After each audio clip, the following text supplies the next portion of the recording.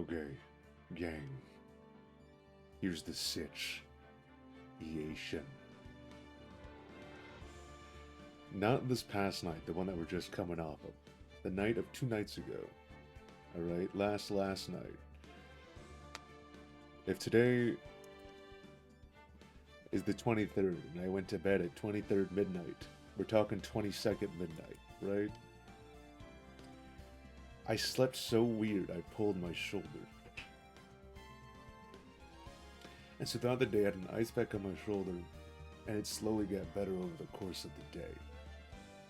This past night, 23rd midnight, I went to bed hoping that it would resolve itself. Right? That I would no longer have a hurt shoulder come the morn.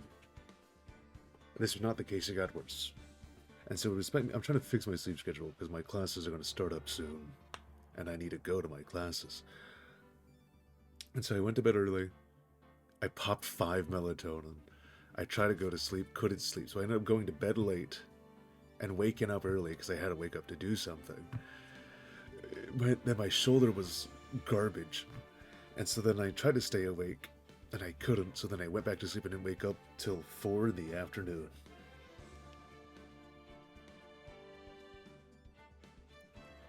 Things are happening. Also, this past month, I've been really out of it. You know, the demons got to me, the mental illness. And my ass...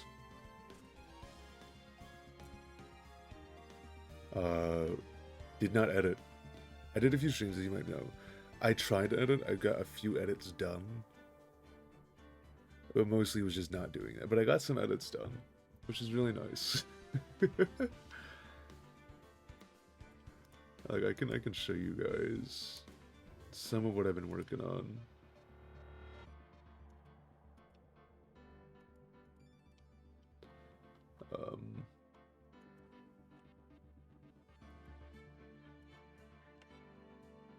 Where is it? Like here. Yeah, there it is. You can see in the top corner. I did some little Sona stuff, some drawings. That's what I'm working on. And I've edited 5 minutes of video. That's gonna be a relatively like short video to edit, so it'll be nice. Even though I streamed this stream for that in 1080p, YouTube only lets you download in 720. So it's a little bit bad in quality, but it's fine. We'll all be okay. Yeah, you can hear I don't really have the energy. I usually am at my big YouTuber voice. Hey guys, welcome back. We're getting sleepy geek. It's okay. That's fine. There is an Among Us coming up in February, as I might have announced. People are starting to filter in now, letting me know their schedules. It's going to be on a weekend, most likely a Saturday for sure. I'm waiting till the end of the month to cement what day it's gonna be. But look out for the 7th, the 14th, the 21st, and the 28th. Alright?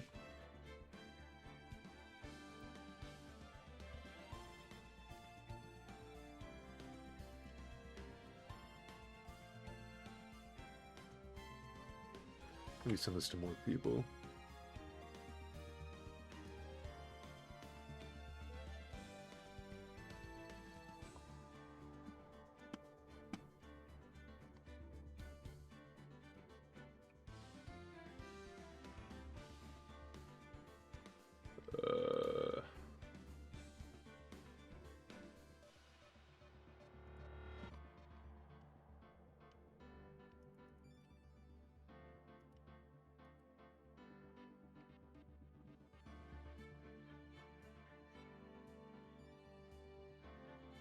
Okay. That should be all the people I need to send it to. Let's play the game. I'm not going to do a review of what we did last time, because a lot's happened in this chapter. And we'll catch up to it as it happens, you know. We're going straight into trial. This is the last section of the thing. And hopefully we'll be able to do it. What?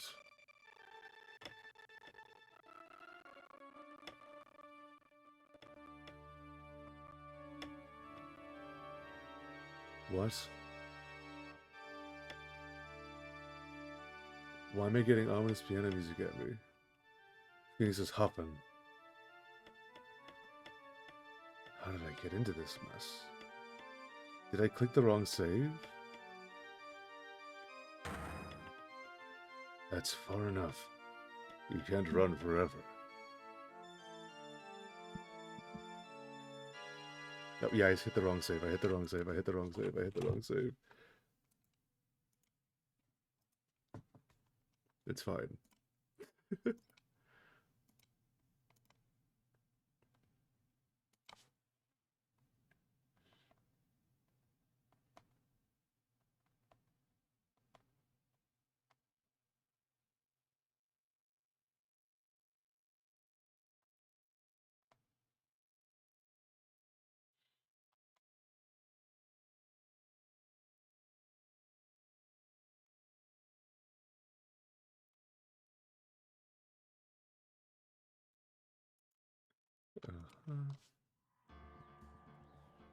How did I miss? Gang. If that doesn't show just how out of it I am, then nothing else can. What? No, I didn't hit the wrong thing. This is just how it starts?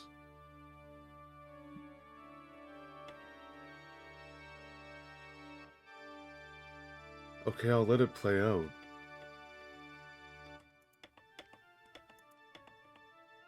Because this was the start of the first chapter. That's far enough. I'm the judge. You can't run forever, Mr. Phoenix Wright.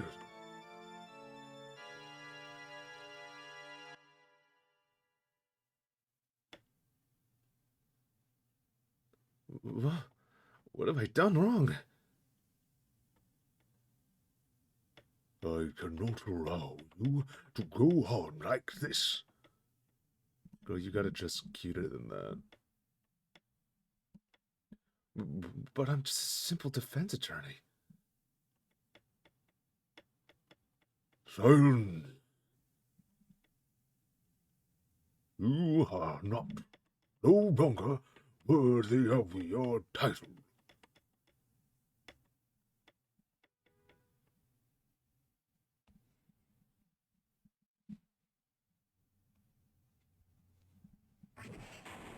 I've been crushed.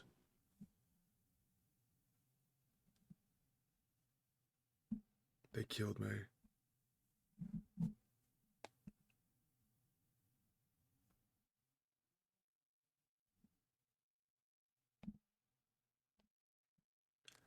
I've had this dream before, someplace, some time ago.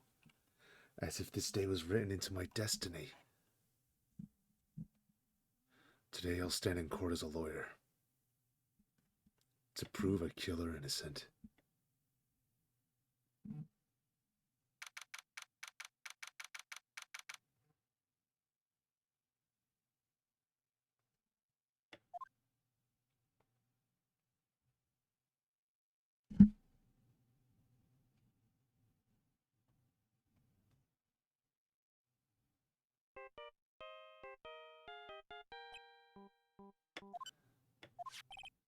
Well, this is Phoenix Wright. You don't look so well, dude. You're gonna prove me not guilty today, right?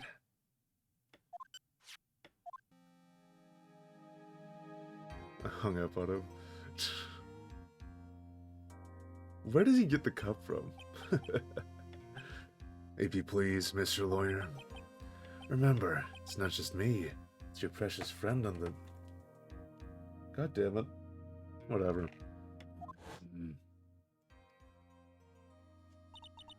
Now listen up. You better get on guard a guilty sentence, okay?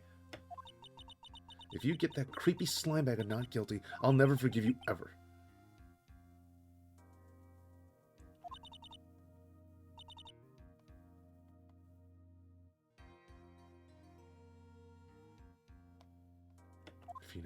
Phoenix. Mia. Maya? How's Maya?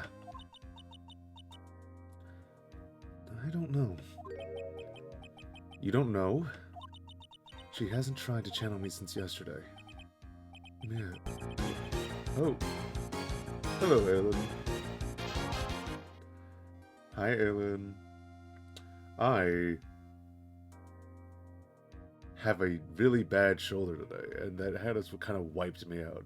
So, what am I supposed to do? Well, like I said, for a lawyer, I keep doing this.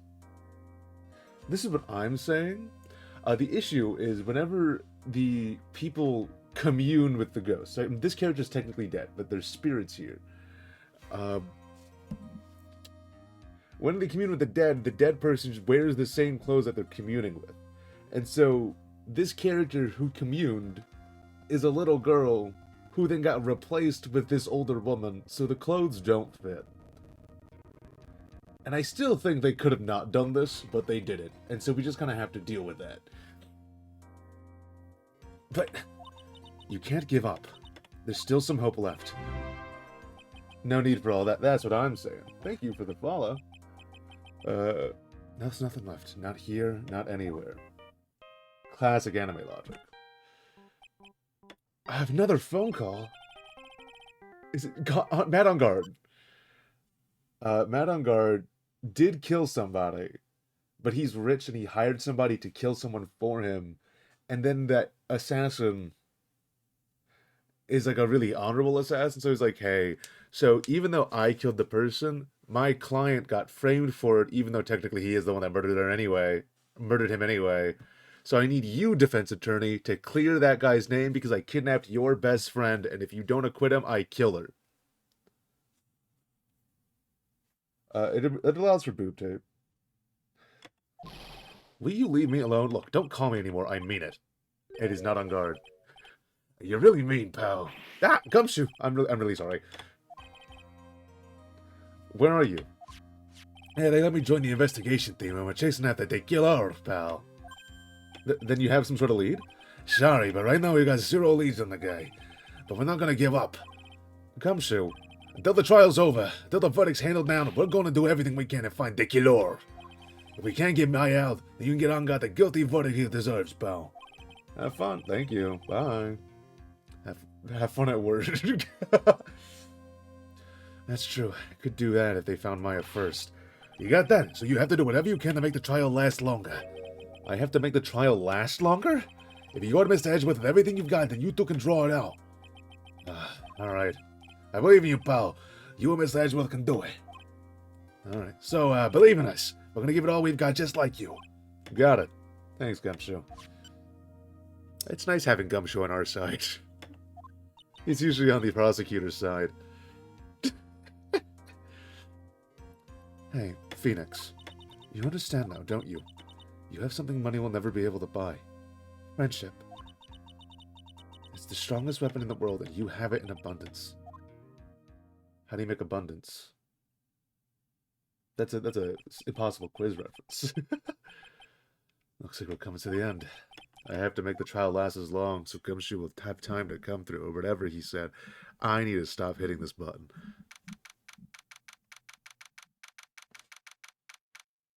All right, who was the first suspect? I think we have to talk to Will Powers, is what they mentioned in the last chapter. I hate doing the Will Powers voice. Court is now in session for the trial of Matt on guard. The defense is ready, Your Honor. The prosecution has been ready for a while, Your Honor. What a dick. You're on our side today. Chill. Now, as I recall, we concluded yesterday's session with a big mystery on our hands. The mystery being what exactly was Miss Adrian Andrews' role in this murder. That is to say, is she really connected to the crime itself? Mr. Edgeworth, if you would please inform the court of today's proceedings. Adrian Andrews.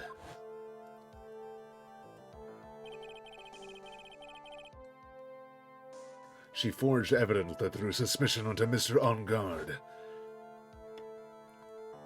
and then proceeded to escape the crime scene by wearing a nickel samurai costume. The guilt of these actions are those from which she cannot escape. I'm losing my Edgeworth voice. Give it all you've got. Alright. I use the character Seth from Street Fighter 4. I think he has the same voice actor in Street Fighter 5. But I only played 4. Or was it 6 that he showed up? Maybe he showed up in all of them. Then you're saying that she is I didn't play 5 because it looked ugly. If you guys are confused, by the way. The art style had every character just have massive doggos. Like huge puppies. Just like massive feet. Like absolute grippers down there. Built like isosceles, scalene, right angle triangles. Right? We got every kind of triangle built into one kind of feet. There were blocks of cheese on there. You feel? Anyway. That's another Capcom game. I'm not finished, Your Honor. Miss Andrews has nothing to do with committing the actual murder. I would like to direct the court's attention to this card. What is that? It looks like a shell. This is the calling card of a certain assassin. Assassin, you say? Yes. Juan Corrida was killed by a professional assassin. And the person who hired the assassin, his client, so to speak, is Matt on guard. Yeah, that's correct. That's just completely 100% correct. We have to, like, somehow not get Maya killed by...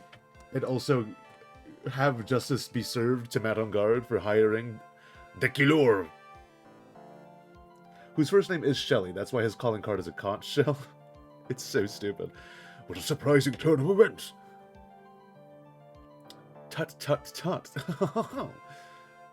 You know, we get it, buddy. Is it just me or is the game playing really slow today?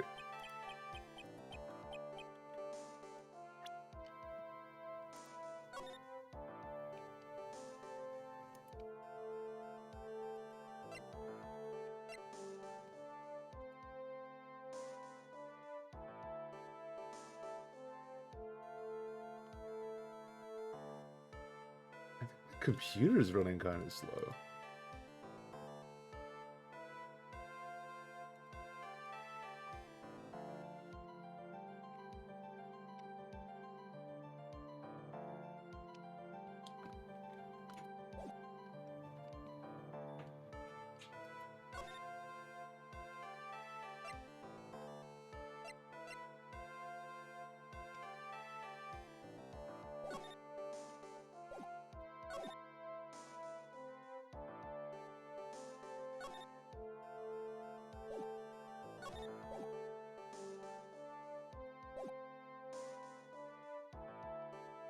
Would think it's become commonplace by now, Your Honor.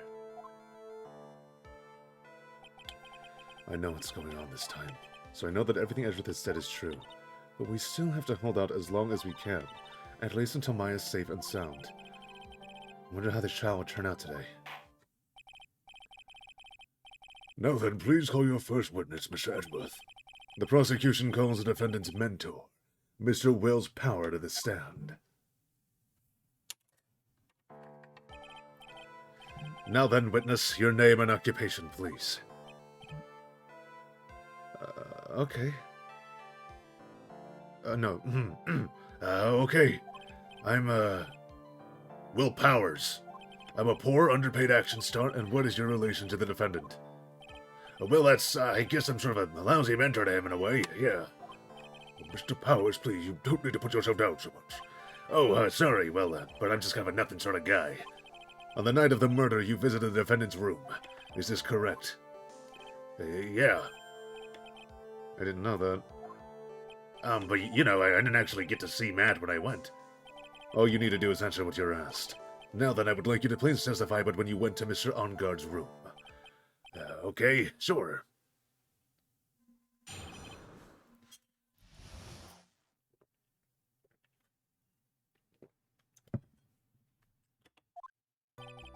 After the awards ceremony, I went by myself to Matt's room. Matt was standing there in front of his room, still in his nickel samurai costume. He was talking with someone. At first I thought it was the bellboy. I watched the two of them for a... The bellboy. Watched the two of them for a while, but then I gave up and went back. The killer disguised himself as a bellboy. And if you observe them for a while, we can learn what they were talking about. I guessed with me that night, and I couldn't make them wait for me. Nothing sounds out of place in Mr. Powers' testimony. Talking to the bellboy is no big deal. Yes, it is.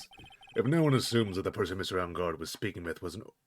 If one assumes that the person Mr. Angard was speaking with was an ordinary bellboy, what are you implying? Well, Mr. Wright, let's have your cross-examination, shall we? Looks like we're in another sticky situation. Huh? A trap. Can't you smell it, Phoenix? But for us to find out more, we're just going to go charge in head first, right? Yeah, he wants us to say that it was the Killor.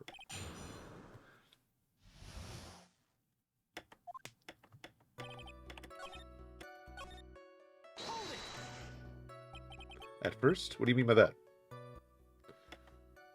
Well, he was in a bellboyish uniform and he had a bottle of juice on a tray. Sounds like an ordinary bellboy to me. Yeah, but I didn't think he was a normal bellboy. Why's that? Why did I think that, Mr. Wright? How am I supposed to know? Hey, sorry, I can't remember right now, sorry.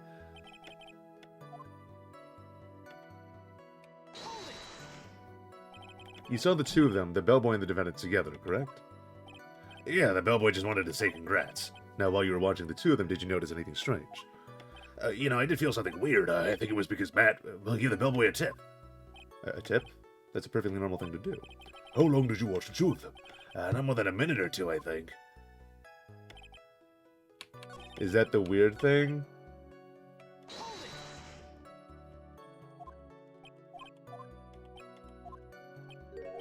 Hey, wait a second. Mr. Bellboys, only a few minutes ago you stated that was a weird thing. Okay. You don't have to remind me of that. Could it be that you felt something strange about the tip-giving incident itself? Yeah, so you really know your job. Mr. Ruth, yes, Your Honor. This bellboy, he wasn't an ordinary one, was he? Perhaps we should let the witness tell us. Very well. Mr. Powers, please amend your testimony. You mean about the bellboy, right? Yeah, buddy, I think we do. So, he gave the bellboy a tip. What's so strange about that? Well, you see, Matt's not a poor penny pincher like me. I was trying to figure out how much it was because the tip really shocked me. How much it was? But that's when something even more surprising happened. The bellboy was putting the tip he got in his pocket, and that's when I got my first good look at the guy's face. I was really shocked. I'm afraid I don't follow at all. Sounds like Mr. Powers was surprised twice by this event. Wonder which of his shopping went asked about. But how much was the tip? Because we know the face has a zipper on it. The defendant's a huge star. He can afford to give generous tips, wouldn't you agree? Also, I think if we're trying to lead him away from it being the Killor, we don't want to mention the zipper. Sure, but giving him that much was maybe a little too much, I think. A little too much?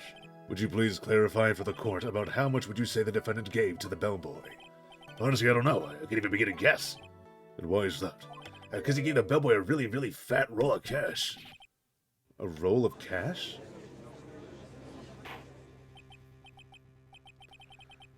Well, how interesting. It certainly was a very generous tip, wasn't it?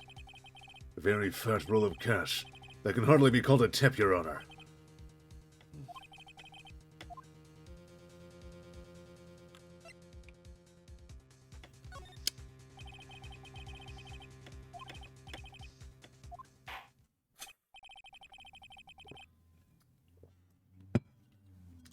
Okay, so this is the chapter, I believe, where we have to get the bad ending. And so I have a note here that says, after we questioned for more details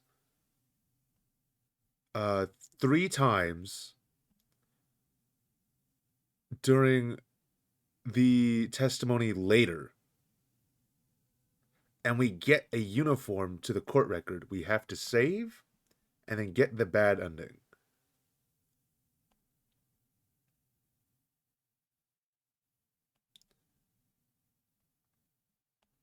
Then we can reload and get the good ending.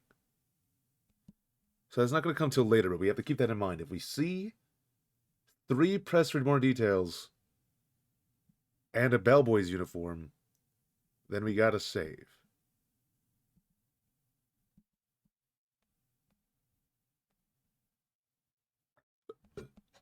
Okay. Then what was it? Hiccup. Payment, Your Honor. Payment. Isn't it obvious? For the murder of Master Juan Corrida.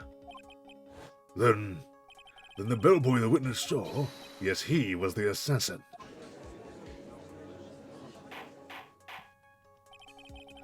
Hold your horses now, Miss Edgeworth. You don't have any proof of this, do you? Have I ever been unprepared to support my claims, Your Honor? I have here the card Shelley de Quilor left at the scene of the crime. Shelley de Quilor? He is the person the police's special investigations team has been chasing for ages. I am certain that the person the witness saw was his very assassin, Shelley de Quilor. Really? What's wrong, Mr. Powers? No, nothing. Something just check-locked in my head, and I think I just figured something out. Oh, Actually, I saw that bellboy again later on that night. what?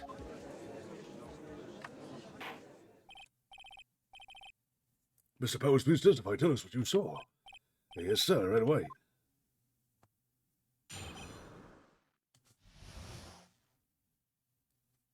Second time. This time I was in that hallway because I had to go to the bathroom. And that's when that bellboy I saw earlier came out of the room. Sorry. Of course, when I saw room, I mean Juan Corrida's room. I think about it, that bellboy did seem kind of out of place. Why'd it be out of place for a bellboy to be going into a different room? So he had to be assassin, I'm sure of it. I mean... Thank you very much. That is all we need for now. Huh? But I'm not done, there's still more. Let us first establish that the bellboy is surely Mr. de Quilor. Then we shall see. So the bellboy came out of the victim's room. If that bellboy really was the assassin, then I think the answer is fairly obvious. That would be correct, Your Honor. Well, Miss Wright, I believe it's your turn to entertain us and to make us laugh. All right. Ha.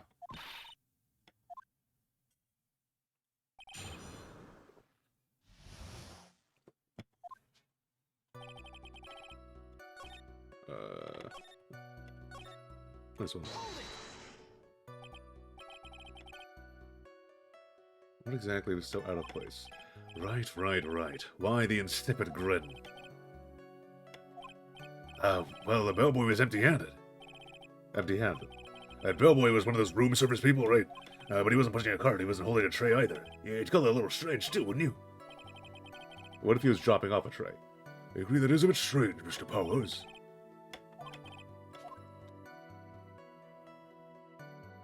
I don't know what that means, but like, if we can just counteract by saying, maybe he left the tray. There's nothing strange or unusual about an empty-handed bellboy.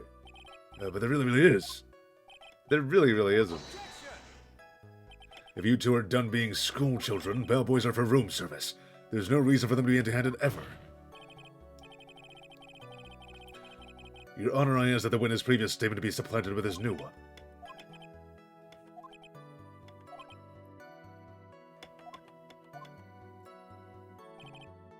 Okay, how do we supplant this?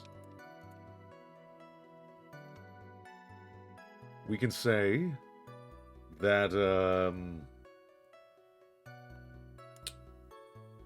he didn't leave empty-handed. We know that he did bring something. He brought the wine glass. Yeah, like we saw earlier, he had the bottle of tomato juice and the glass on the tray. So we know for a fact that he left something. Which is really weird that we have to do this.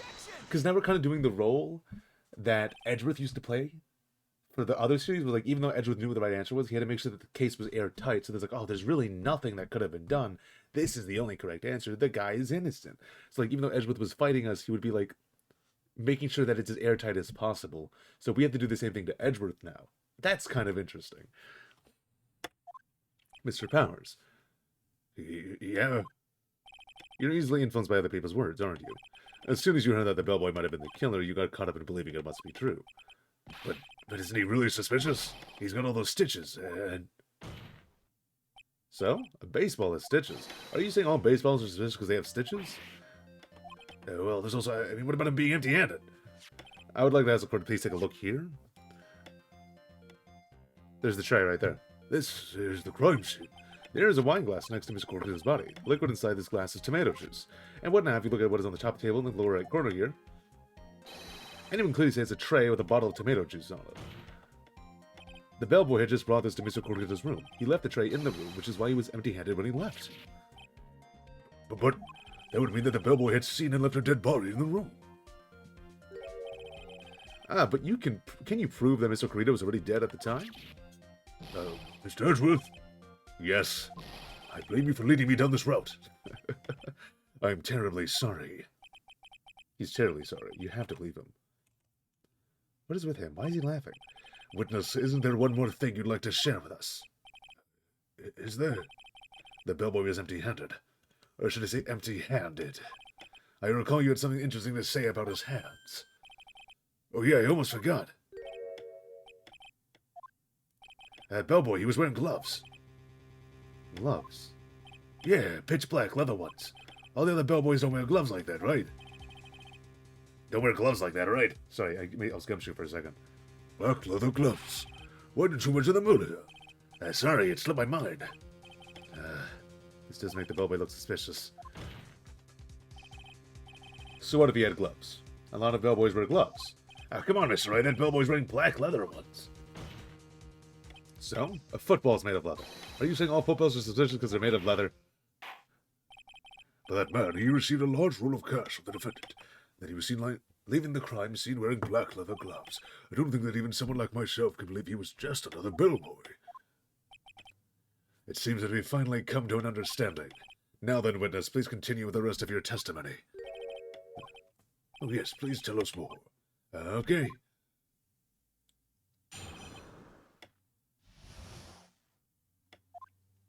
After leaving Juan's room, the bellboy went and knocked on Matt's door just like that. He gave something to the person inside the room, and then the old guy just left, without even going to the room. After that, I went to the bathroom and then took them back to my seat.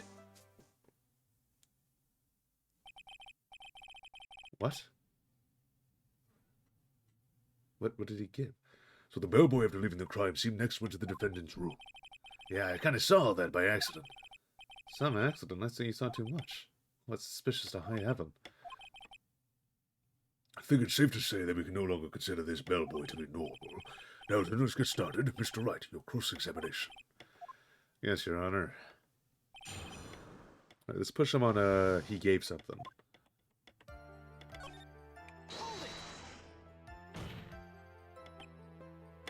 I said hold it. Okay. That's better. What kind of statement is that? Please elaborate and give us a few more details. Oh, okay.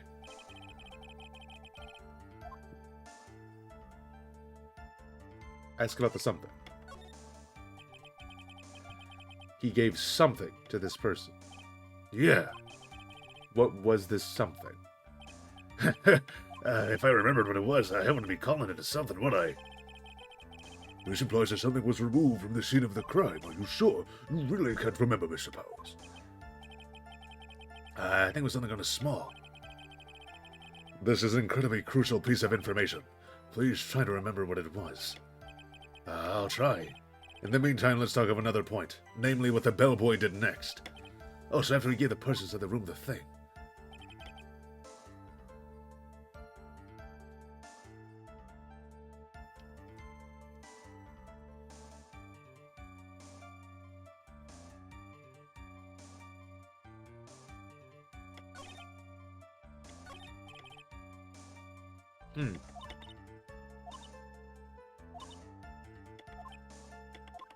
Press some more. Okay, we'll ask about something else than what the something is.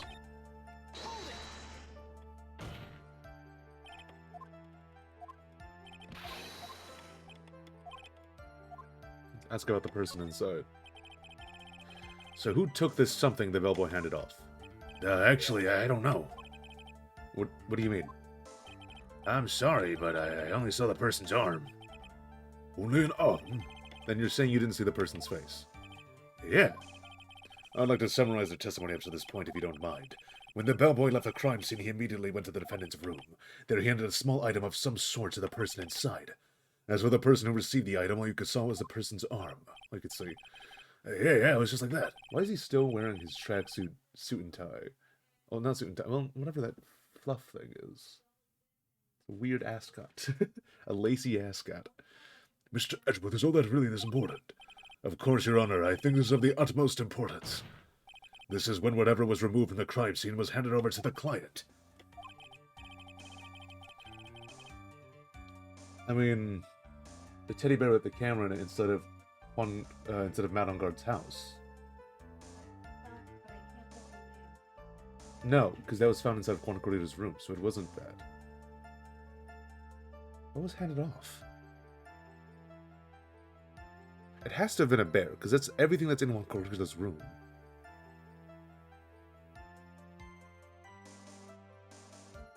No, we found the puzzle piece bear inside of Matt on Guard's house, which the Killor was also in there pretending to be his butler. So that's what was taken from the room. It was weird that we found the bear sitting outside the door of the office that Maya was hidden in before she was moved by the Killor. It's the puzzle piece bear. Well, let's see. I think it was... Oh, if you remember, please add it to your testimony. Yes, sir. Yes, sir. Some sort of wooden statue. Wait, that's what I just said. That's what I just said. That's what I just said. This thing. Objection!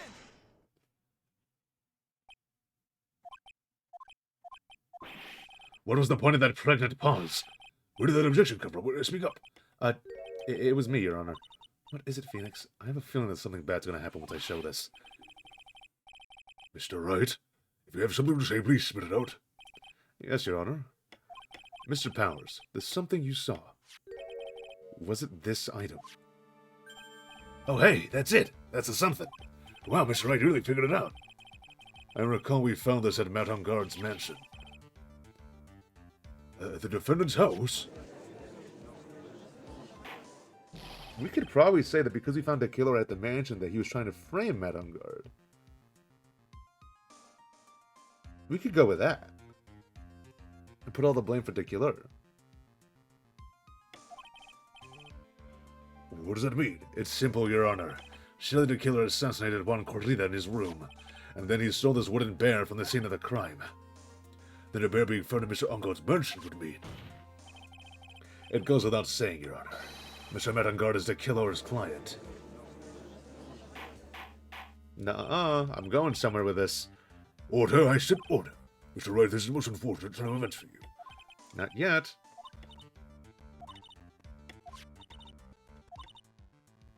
Cheered for an Edgeworth would have. I think it is clear that the... Okay, well.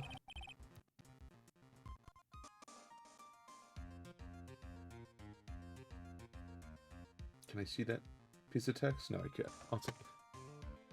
There has to be something we've overlooked. Your Honor, a minute, please. Yes, Mr. Wright? There's still a few points left that we have not fully explored. What are you trying to pull?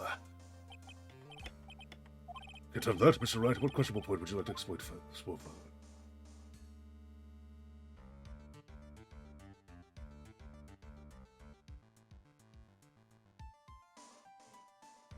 I guess the bear. We know nothing about the bear. I think it's fairly obvious that the bear itself is very questionable. Bear? Mr. Wright? This was found at Mr. Onguard's mansion. However, Mr. Onguard was arrested at the hotel that night, which means that since the murder occurred, he has not had a chance to go home. Oh. That's not the point I was trying to prove, but that works. I think Your Honor has already figured out what I'm trying to say. It's not possible that it was Mr. Onguard who took this bear to his mansion. No, it is what I am trying to say. Why, that's very true. We did consider that point, Mr. Wright. There was no way, time-wise, for the event to have taken this bear home.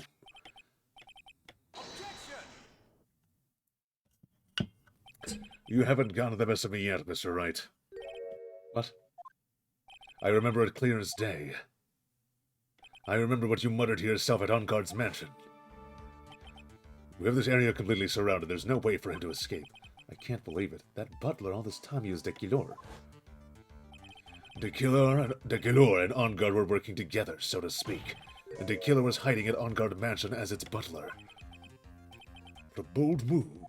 The bear figurine was brought back to Onguard mansion by Dequilor itself. That means, though, is that even though he gave it to someone inside of Onguard's hotel room, he took it back anyway. He's missing the zipper. When it looked like he was about to be arrested, On Guard had him do so. I assume because it would have been bad had the police found it during their investigation. But why does he want the bear? Well, Mr. Wright, you've been quiet for a while now.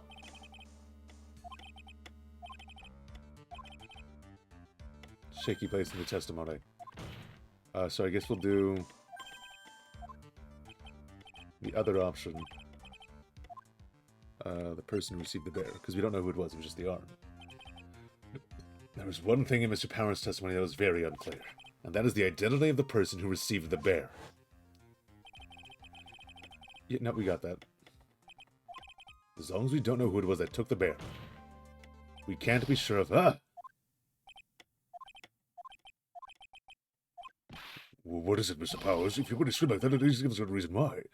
Oh, yeah, sorry. Actually, so I remembered. I remember who took the bear. What?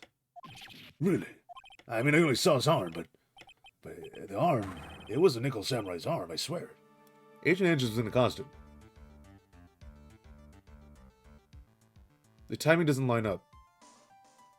Because she came in after and then dressed up as the Nickel Samurai. Because she was conspiring with Juan Corrida at that point. If he immediately left the hotel room to go to this one... The murder might... No, because the wine glass has to have already been there. No, because the wine glass is Adrian's. Adrian's already been in the room. She's already back in the room to plant evidence on... Okay, so it could be Adrian. Are you kidding? Are you sure of that, Mr. Powers? Yeah, I'm sure it was Nickel Samurai. This could be Adrian. No, this very much can be Adrian. So the person who took in this little bear was a Nickel Samurai. And as we all know, Matt on Guard is the Nickel Samurai.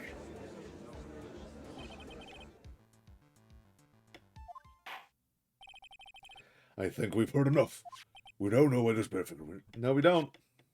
Hold on, give me a second. Give me a second. Hold on. Come on. I do have an objection. I do have an objection. Objection!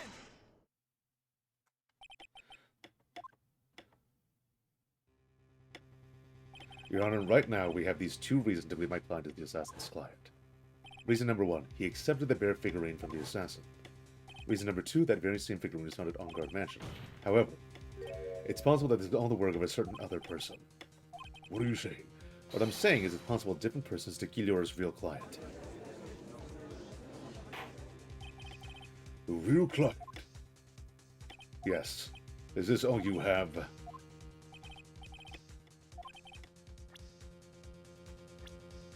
It's... you. Adrian Andrews? Yes. We already know that she tried to frame out On Guard for the crime. By wearing a spare Nickel Samurai costume. Ah, then the Nickel Samurai's arm, I saw. That could have very well been Miss Andrews. What about Mr. On Guard? If you would please recall yesterday's testimony. The defendant was taking a nap during the break period. Right. Then, finding this figure at On Guard's mansion. A well-laid trap set by Miss Andrews. Mr. Edgeworth, what is your opinion on this? I can't even begin to count the flaws in the defense's logic. Besides which, there's no evidence to support it. However, I can't fully discount its possibility either. Alright, that's the nicest thing he's ever said to me.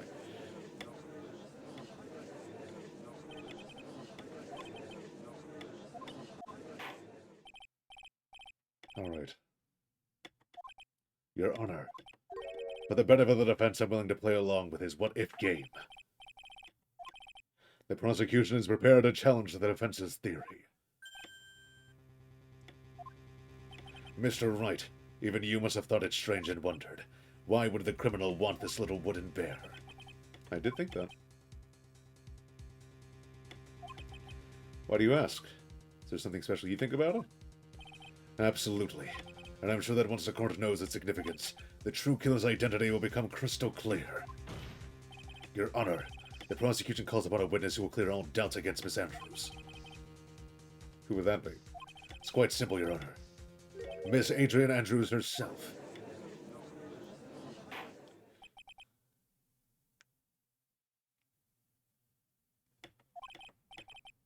Short 10-minute recess. Prepared to witness.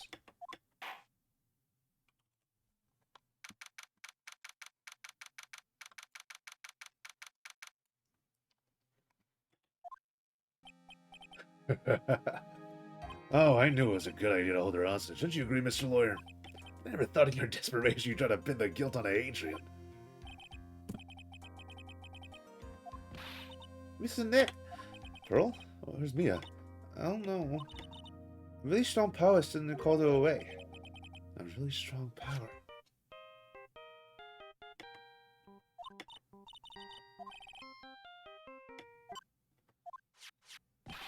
How's it going? Have you been hanging there, pal? Yeah, sort of. We just barely found something to latch onto. That's good, pal. What about you? Anything yet?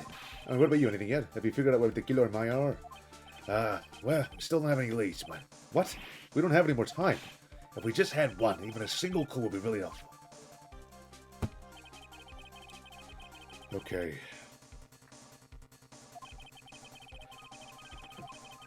Well, I'll try. A tent. I could see a circus. A tent. I could see a circus tent. They're at the circus? Mia! It looks like Maya was unconscious until just a few minutes ago. As soon as she woke up, she called for me. So it was Maya that called you away. She's locked in a dusty little room right now, but I can see a circus tent outside the window about 300 feet away. Gumshoe, is there a circus in town right now? There's only one, pal. Very big circus. Maya's somewhere within a 300-foot radius of the main tent. What? Okay, hold on a sec, pal. Hey, draw a circle on that map, about a 300-foot radius from the main tent. Hurry. And? I could see a mailbox under the window, just outside. Gumshoe, there's also a mailbox. Okay, what else? What else, Mia? I'm sorry, but it was a very small window. I couldn't see anything else. Felt like it was an old office building, maybe the 3rd floor or so. I heard her. Old office building. Good stuff, pal. Alright, just hang in there. Just a little longer, pal. Wish us luck. Good luck. I'll call you later. Don't let your battery die, okay, pal? Man, I forgot what old phones were like. But yeah, Maya's not hurt, right? She's in a pretty bad state, Phoenix. She's being starved. Gumshoe, please hurry. Looks like we're out of time. Are you alright, Phoenix? It's only a matter of time before Maya's rescued. I can do this. I just have to make this trial last a little longer. Usually you want it to end sooner.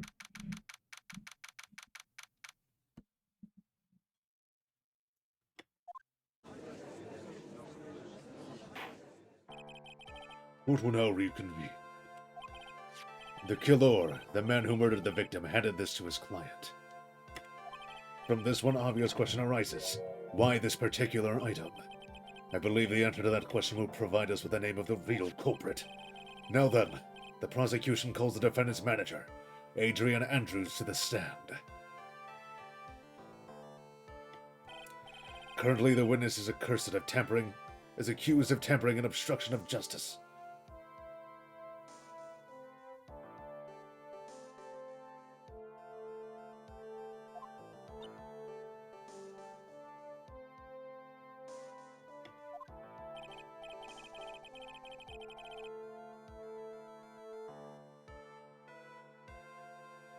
However, you have been called to the witness stand today to ascertain who exactly is guilty of murder.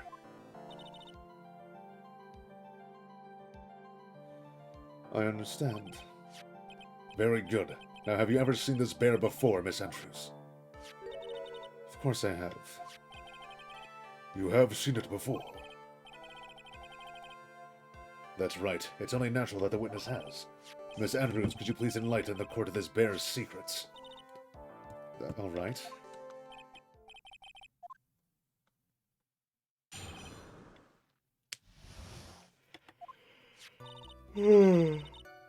Actually, this is an elaborate puzzle. Yeah, we figured as much. If you know the correct order, it can be taken apart one piece at a time. At its center is a small cavity with just enough room to store a small item. Because of its complexity, if you don't know the order, you can't open the bear. You really can't tell that it's a small jewelry box just by looking at it. None of that gave me anything. I guess we've got to press everything. So this figurine, it's a container of sorts, is it? Yes, looks can be deceiving, wouldn't you agree? Yes, this is superb craftsmanship. Oh, yes, I nearly forgot to begin your cross-examination, Mr. Wright. Looks it really was something to that bear after all. I don't know what it is yet, though. We're just gonna have to press everything. A puzzle. That's right. It looks like an ordinary figurine. True enough. To people who don't know, I'm sure they would never guess that this was a puzzle. We guessed it. So what kind of puzzle is this exactly? So you can take it apart. How would one go about doing that? Well, you first turn its tail to the right and then push... So you know the order. Oh, yes, I see. After that, the arms and legs are free to move and can be removed. Oh, this is most interesting.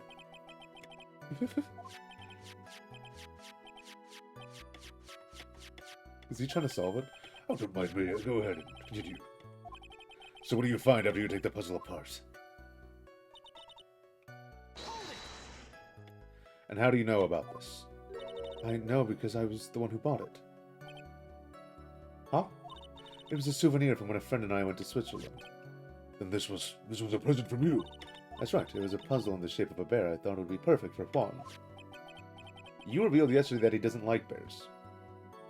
That was because he played a role with a bear, and that people kept purchasing bears for him. You revealed that, wasn't it? Witness, let's continue with their testimony.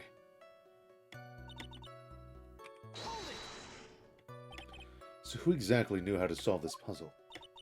Only the two of us, Juan and myself. It was a souvenir from Switzerland, so I doubt there are many people with this same bear in this country. But this looks like it could be easily broken, especially if someone wanted to get at what's inside.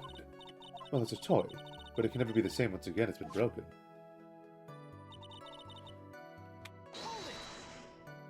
Who else knows that this bear is actually a small container, a jewelry box? I never told anyone, and as long as Juan never told anyone either, then only the two of us knew. The two of you. Then of course that means Mr. Angard didn't know, right?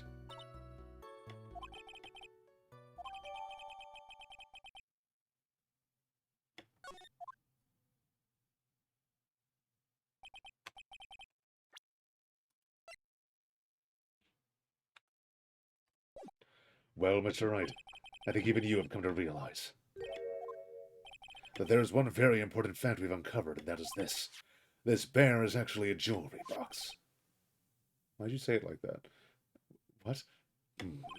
Now that we've agreed to this point, there's only one logical question that can come next, and that is this. What is inside this box? What's inside? Well, she just told us how to open it.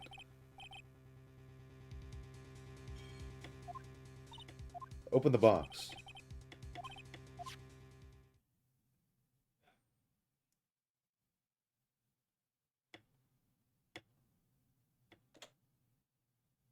Oh my god, what's inside the box? I've opened it.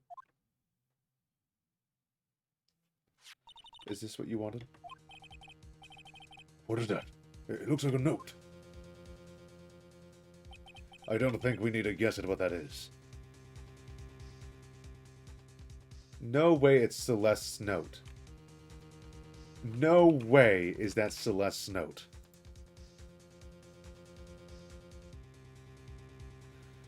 For those who don't remember, since it's been 2 weeks, Celeste Impacts was the mentor to Agent Andrews as being a talent agent for an actor in the industry. Celeste Impacts was Matt Ungard's agent before she quit and became Juan Corrida's agent, and Agent Andrews took over as Matt Ungard's agent. This is because Celeste Impacts and Juan Corrida were romantically involved.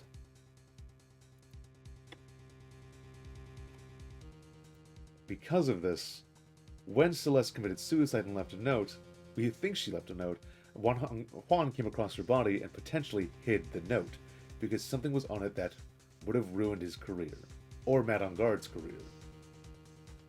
And he kind of wanted to win fair and square against Matt Ungard, is what we've come to believe. This note being lost drove Adrian Andrews insane. She almost killed herself because she really looked up to her mentor and was really close friends with her. Agent Andrews started dating Juan to get close to him to figure out what happened around Celeste's suicide.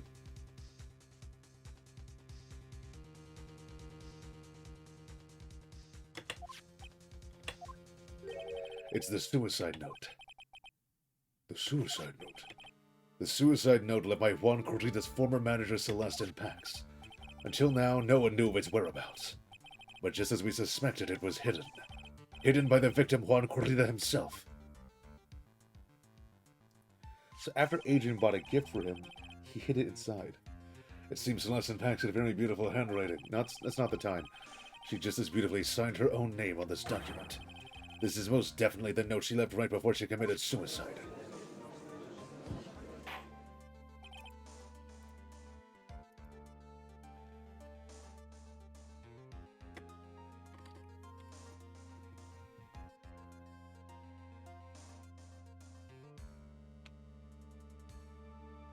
Order! Witness, did you know about this? Yes, I did. I heard all... What?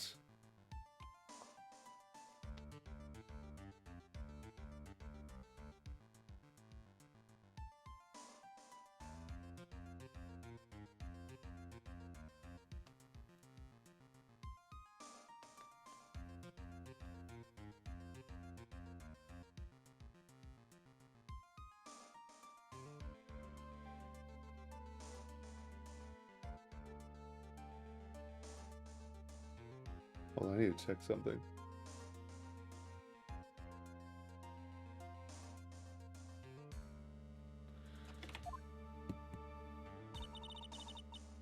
When I discovered his body, I looked for the bear. I wanted to destroy the note before it became public. Right, because it was something that she was ashamed of. But I couldn't find it anywhere. Because it had already been taken by the killer.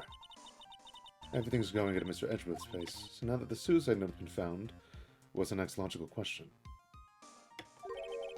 What's written on the note? That's right. At least that's what I would think.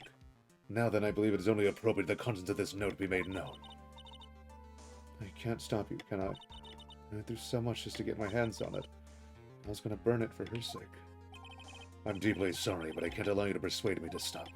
Your Honor, if you could please read the contents of the note aloud. Very well. What does Celeste sound like? The judge's voice rang loud and clear through the deathly silent courtroom. In her note, Celeste Impax left to us a record of all that had happened to her. By being used and thrown away by Angard. By being engaged to Corrida, and Angard's role in destroying that. Oh, right. They did lose their engagement. She killed herself a day before. They were supposed to get married. And about how she decided in her despair to end it all.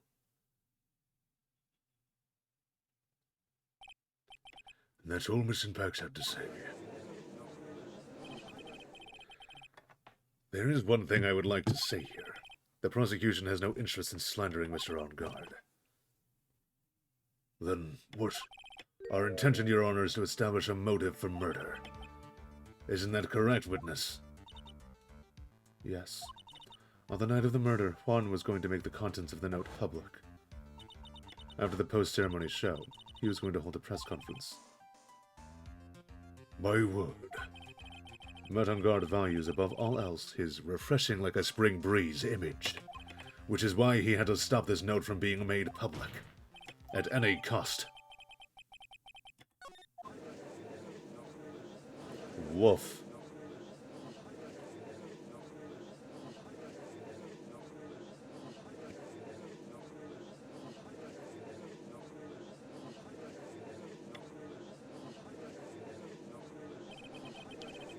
There is no room for doubt here.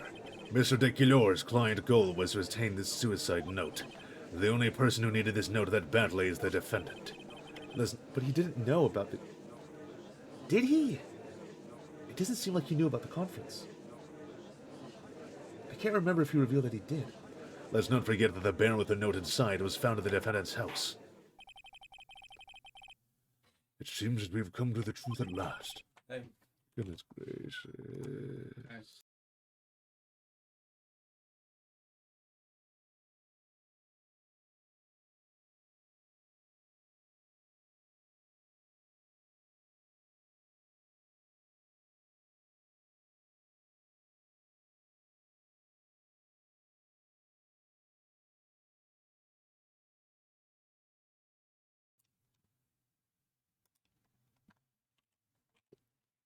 The Venice motives were entirely selfish. It deserves no sympathy from anyone. How am I supposed to escape from this one? What time is it? 59-ish.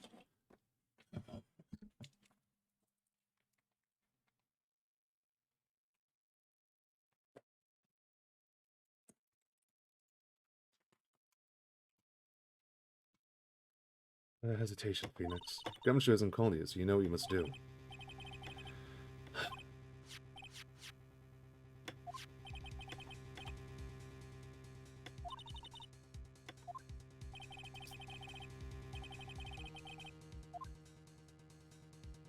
I think the figurine doesn't matter.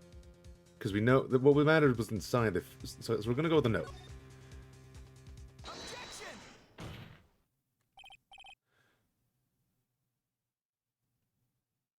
Wow, how do we round this up? How do we... Give me a little bit more.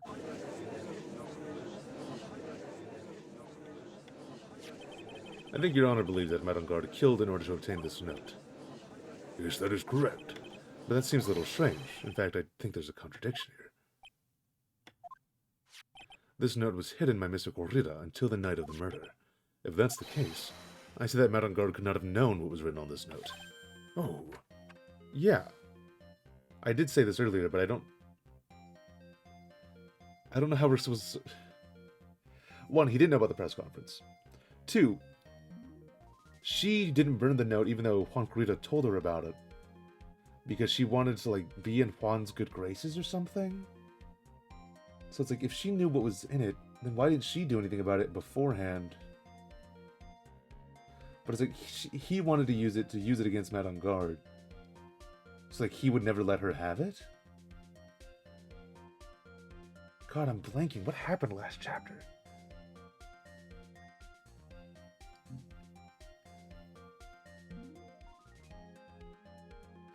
Because he didn't know about the press conference, theoretically. Hypothetically. He didn't know about the note, potentially. He did hire Juan Corrida to kill him.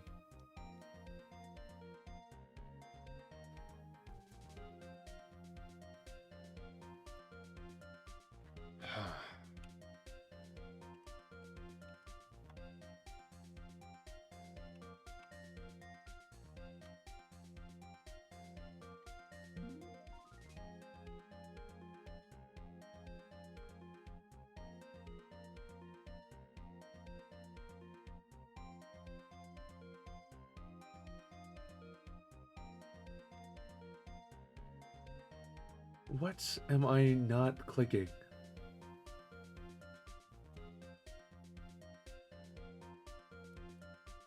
There's something here.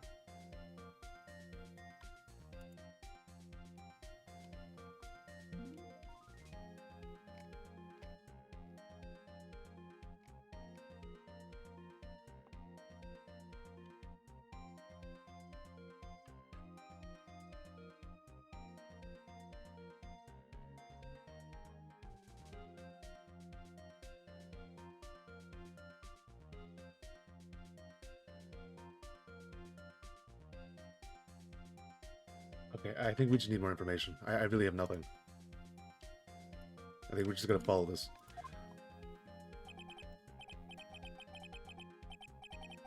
Because what? There's the...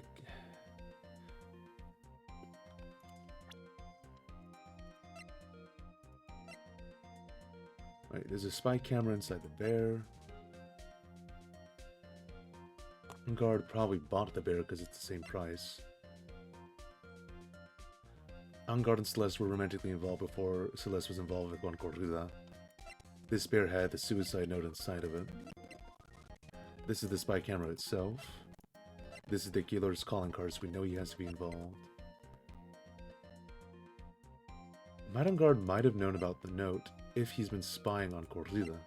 But why would he have been spying on Juan Corrida in the first place?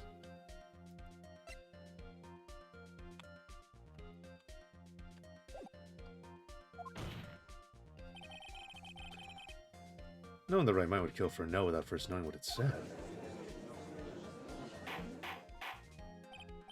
Order, order, order. You make a valid point, Mr. Wright. Mr. Edgeworth, what is your opinion? Just a flash, but I think I did rather well on this one. Unfortunately, I think he believes differently. I believe a show of appreciation is in order. The defense seems to be in love with wishing more despair upon itself.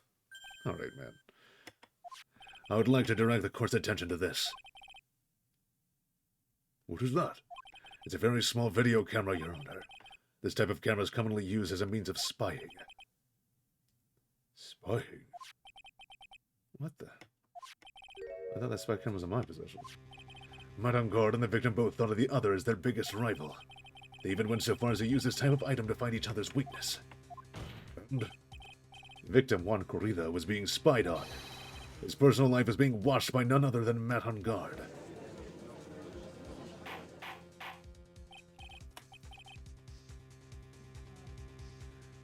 Order, order. Mr. Wright. Yes, Your Honor? You don't tell me you knew your client's spying activities. Well, sorta. Sort of is not an acceptable answer, Mr. Wright. I see you're confused, Mr. Wright. You're probably thinking, but I have the camera that was in the stuffed bear's eye. But this camera that I have is not that same one. Last night I searched the victim's house on a hunch, using this Gumshoe's bug sweeper. By the way, Mr. Wright, the defendant's fingerprints were found on this camera. Mr. Ongod's fingerprints were on there. After all this time? Well, Phoenix, it looks like those cameras were hidden all over the place, huh? What am I supposed to say to that evidence? I think this is the end. It's fairly obvious that Mr. Ongard learned of this suicide note through this. He was wanting the victim all along.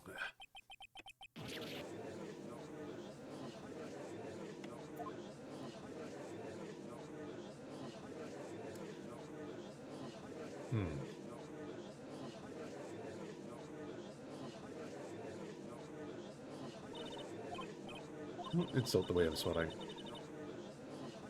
Have you figured out what you're gonna do next yet? What I'm gonna do next? I know it seems like Edgeworth is very close to putting the lid on this case, but in his eagerness to prove his point, he forgot one very important thing. If he knew about the note, why didn't he steal it while he was inside Corrida's house?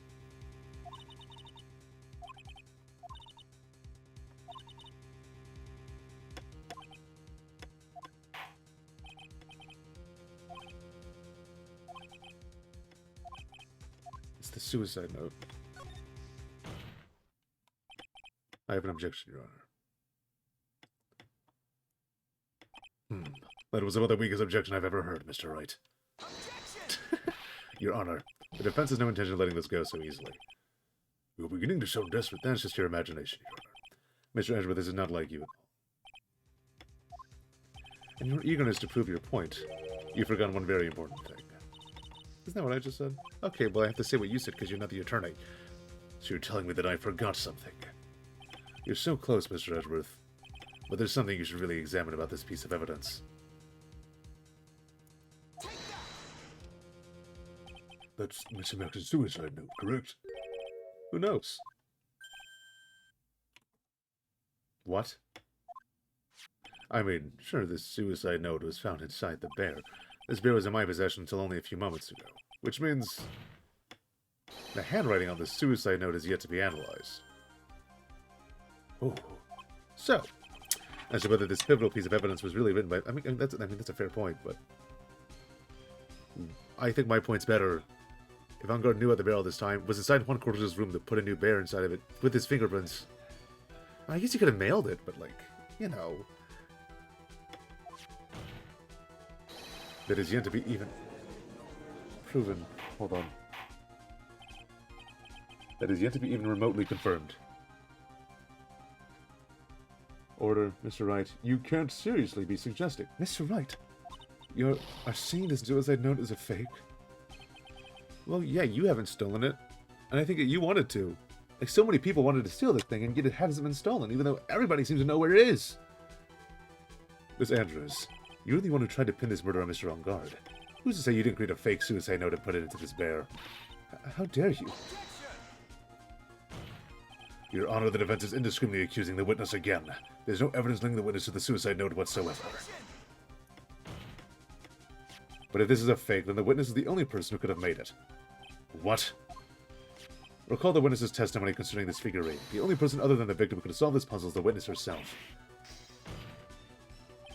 Miss Andrews, you wrote this note, didn't you? You wrote it so you could use it to frame a certain man on guard.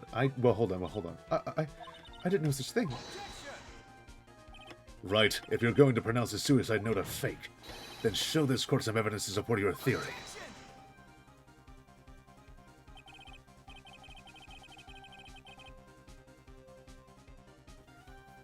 Hold on.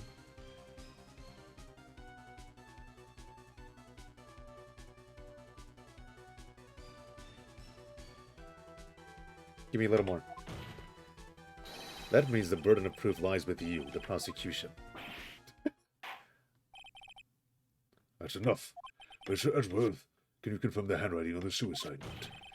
It is as the defense has stated. The handwriting is yet to be analyzed. If that's the case, it seems that yet again we've reached a point where a verdict is impossible. That's impossible! This isn't good, Phoenix.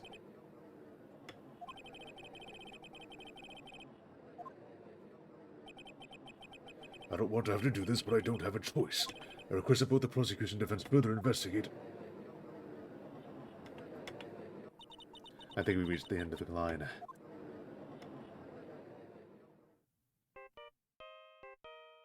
What? What is that sound? Hello? Gumshoe? Where's Maya? What happened to Killer? He got away. What? I'm sorry, pal. I really am. I don't know what to say besides I'm sorry. I wish there's some way to make it up to. I really don't. Anyway, what's going on? We found his hideout, pal. But the two of them are already gone. This is terrible. I'm gonna keep looking for them, pal. Don't you worry. I just need a little more time. But don't tell me we don't have any more. Do you hear that? They're calling for his head. Mr. Wright, you can't for us to come this far and... Oh, what is it? Let me talk to Miss Edgeworth. I can't do that. Mr. Wright, would you please get a hold of yourself? Yes, Your Honor. For about to end today's proceedings, you may take your phone calls after. Hold on, Your Honor. Edgeworth, catch. Miss Edgeworth? Please, you gotta buy us some more time. Court is in session. I'm sorry, Your Honor. You were saying... Mr. Wright, this is a court of law. I'm sorry, Your Honor, but... I'm reluctant to do this, however. It appears I have no choice but to suspend proceedings until tomorrow. Court is now adjourned for the day.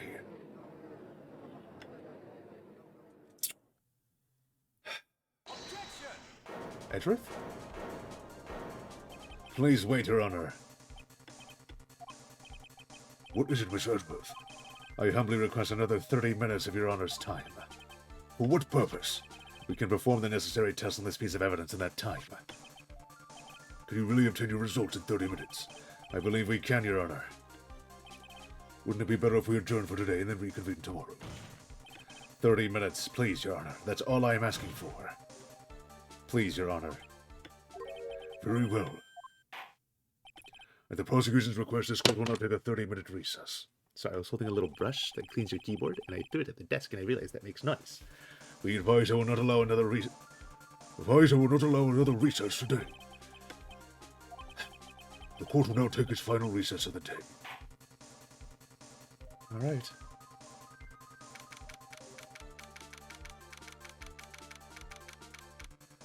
All right. Let's see if we can get Gumshoe to talk to us in between. Right. Well, what's going on with Maya's situation? The killer. It looks like he got away again. 30 minutes? We can't find her in that time. Report. Is that Miss Edgeworth? We don't have time. Spit it out. Right. It looks like we just missed them, sir. The killer left a few things behind by accident in his rush to get away. A few things. Can we use any of them as evidence? I thought you'd ask, well, I've got the things he left with me right now, and I'm on my way over. Really? That's odd. Any items like that are usually sent to the crime lab first. We don't have time to wait for those guys, sir. When those guys went looking, I struck the stuff and ran. What? Well, I'm not a detective anymore, so I had to. I'm really sorry, sir, but I've got to put the law on hold for now. My hunk of junk car, I'd say I'll be there in about 20 minutes, sir. Don't worry, I'll be there. Wait for me. All right, just get here in one piece. The One Piece. Can we get much higher? So high. I'm on a mission and no one can stop me now, sir. No one. I'm pulling out all the stops and running every red light.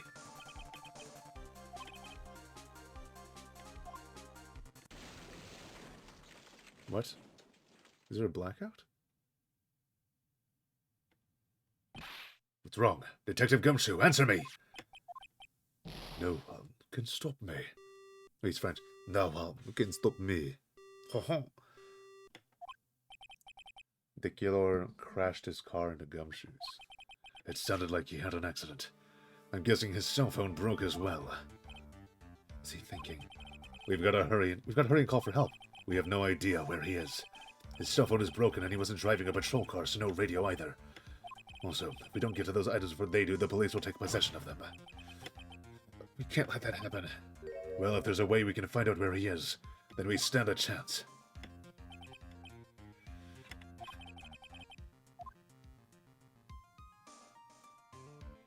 I guess there is a way? What's the way? What? How? I'm sure we can find out where Detective Gumshoe is through this.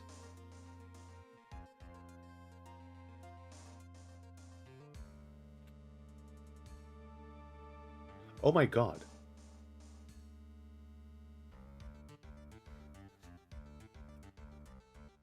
Von Karma has a tracker on him.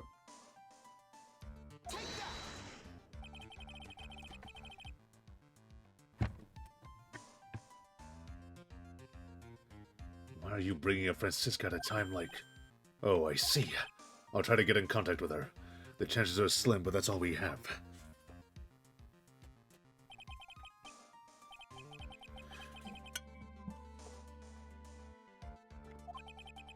Edgeworth. What is it? I don't have any right to judge anyone ever again. I know my client's guilty. But what I'm doing now, I'm pinning the guilt onto someone totally innocent, and using the evidence to do so. It might be my turn to say, Defense Attorney FOENIX Wright chooses death. Right. It doesn't suit someone like you to cry useless tears. Please don't kill yourself, you're so sexy, haha. They're boyfriends, Your Honor.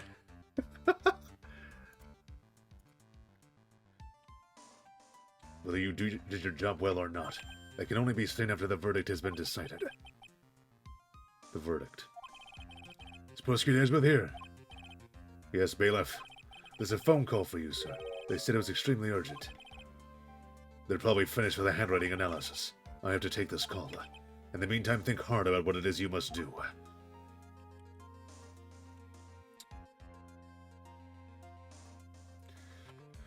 Okay. Final stretch.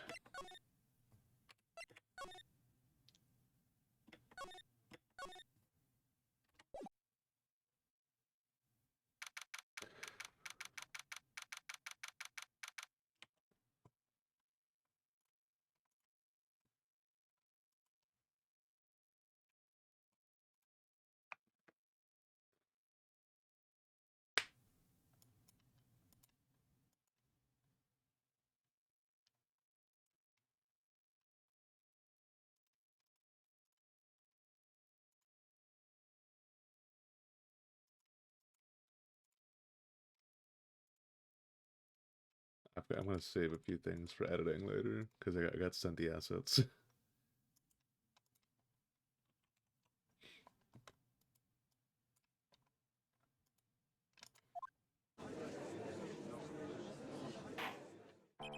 Court will now reconvene. I assume both sides are ready. Yes, Your Honor. Yes, Your Honor. I can understand the defense acting like this. However, why do you also seem distraught, Mr. Edgeworth? That is... It's nothing, Your Honor. I just cracked my neck like mad. What's wrong with Edgeworth? Looks like something unexpected just happened to him. No, then, Mr. Edgeworth, if you could please tell the court the results of the handwriting analysis on Miss Imbach's suicide note. Yes, Your Honor. Unfortunately, we have discovered that this suicide note is a forgery. What? What do you mean, Mr. Edgeworth? This note was not written by Miss Impex herself. It is a fake. Uh-huh. That's why no one stole it. Order! Mr. Edgeworth, would you care to explain what is going on? It is not written by Miss Impex, and who wrote it? We would need more time to do a more detailed analysis. However, it appears that the handwriting matches that of the victim, Mr. Juan Corrida. Mr. Corrida? Well, well. It looks like Miss Impax never left a suicide note after all. She never wrote anything about En Garde. I thought the timing was weird. However, Your Honor, even though the suicide note is indeed a fake, Mr. En Garde could not have known that, and so that facts remained unchanged. Acting under the assumption that it was real, he had plotted to possess it. Wrong. Your evidence said about the spy camera that he would know.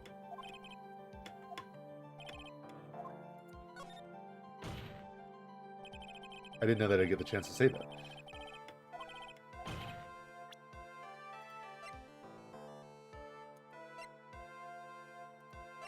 We did get a second spy camera. We used the first spy camera. What is it, the item called again?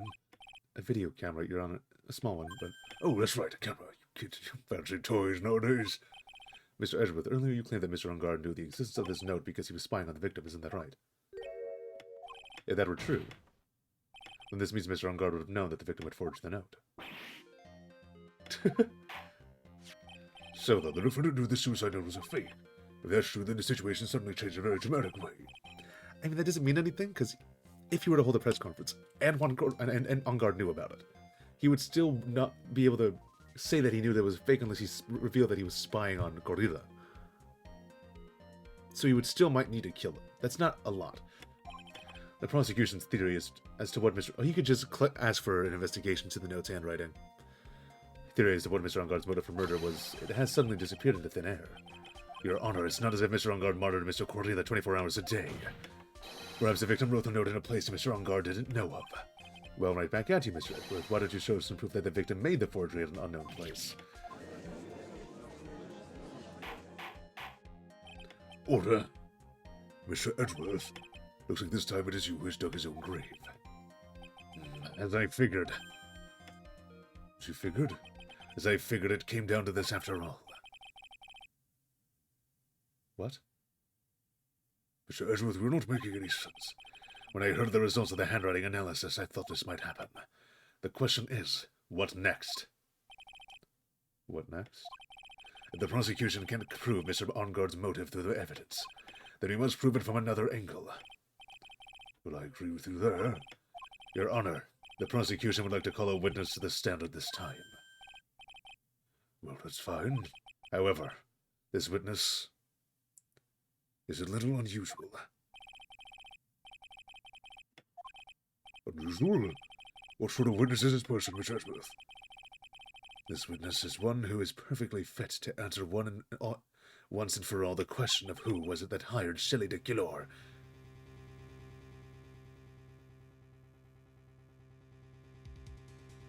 Are you going to bring the killer to the stand? The Killor? That's impossible. Who would... No such person exists who can answer that question with such certainty. I dropped a coin. Yes, Mr. Edgeworth, who is this witness? It's... No way it's the Killor. Who is it? The man himself. Mr. Shelley... De Kill... Mr. Shelley de Killor. Oh, Mr. de Killor. What? Shelley de Killor? You mean the killer, the assassin? Yes, Your Honor. He's coming here to the witness stand. Well, yes, in a manner of speaking. I recognize this as a very unusual circumstance. Bring the walkie-talkie. So he asked for your permission. Mr. Wright? Yes? Is this all right with you? The defense has no objections, Your Honor. Everybody's all right to do this. Very well, then. The prosecution calls its witness to the stand. Now then, witness, your name and occupation, please. It's a goddamn walkie-talkie. Very good, sir. My name is Shelley de Quilleur, and I'm a professional assassin. I see. What is going on here? Your Honor. How can you be so calm? What is this meaning of this two-way radio? Actually, Your Honor was delivered to me just now, and it came with a condition. As long as we do not trace its source, Mr. de Quilleur will testify to the court. This must be the urgent phone call he got earlier. This will not do. I cannot allow this in my court. First of all, we could even be sure this is really Mr. de Quilleur himself. Witness, please present some sort of proof that you are in fact Shelley de Quilleur. Not that he dances and his mouth moves. It is a line down the middle, just like the zipper. I understand. Please wait a second. I'm so hungry. Maya! Maya? A voice. Mr. Wright, can you confirm anything for this? The defense has no objections to this person. We're satisfied that this man is indeed Shelley de Quilleur. Looks like we run into yet another unexpected turn of events. Well, it doesn't seem like we have too many twists under the circumstances. So, now then, witness, there is one thing I would like to confirm before we speak of anything else. And what would that be? At the request of a client, you killed Mr. Juan Corrida, is that correct? It is as you say, I didn't kill Mr. Juan Corrida.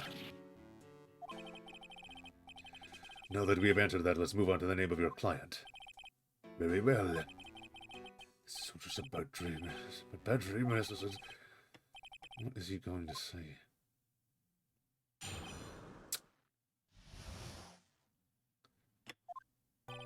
There is something I must first state.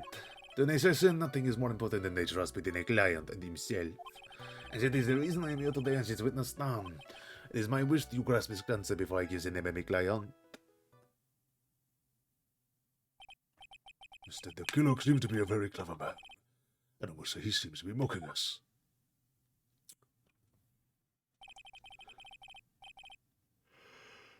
Well, he may appear to be our enemy, Your Honor. Mr. de Quilleur is only stating the truth. He is no hypocrite. He has only stood by this one belief. You mean about this trust between his client and himself thing? There seems to be a level of trust beyond what people like me can comprehend. Well, Mr. Wright, are you ready to cross-examine the witness? Yes, Your Honor. Can I make de Quilleur British? I'm sorry, I don't want him to be French. I know his name is de Quilleur, but, like, you know. There's no way to know. It's a stage name. He can be British. Coming next is Stay Cool and Collected, Phoenix.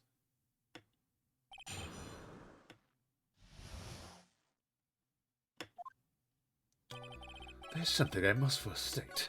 To an assassin, nothing is more important than the trust between a client and himself. The trust between you and your client. I provide my services in a fast and efficient manner. In exchange, I trust that my clients are discreet about me and my identity. Too many people knew my face, it would be quite troublesome. And that is why you're testifying in this. That is why you're testifying in this matter. This is the first time one of my clients has ever been accused of murder.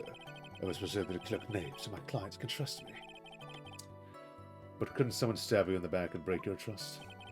It has never happened before, but if it ever did. Yes. That person would be my client for very long. Oh, certainly. No, please, no more. Very well. It is only a hypothetical anyway. Only a hypothetical anyway.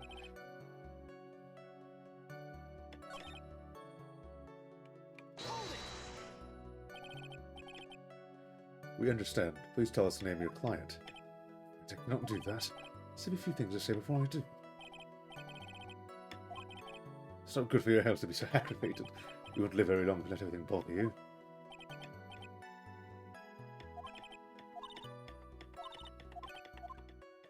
Right, what did you question? So something in this case is getting too close to the truth and you want... It seems a little strange to me. I mean, you're about to tell us the name of your client. I think this would be very bad for them. It doesn't matter to me. This client has really broken the rules and acted outside of the prescribed role. The role? This person tried to implicate another of the crime in order to save themselves. This is a trespass that cannot be forgiven. You who gave me the right to be so high and mighty. To the gentleman who spoke just now, excuse me, but would you care to die? No, I didn't say anything.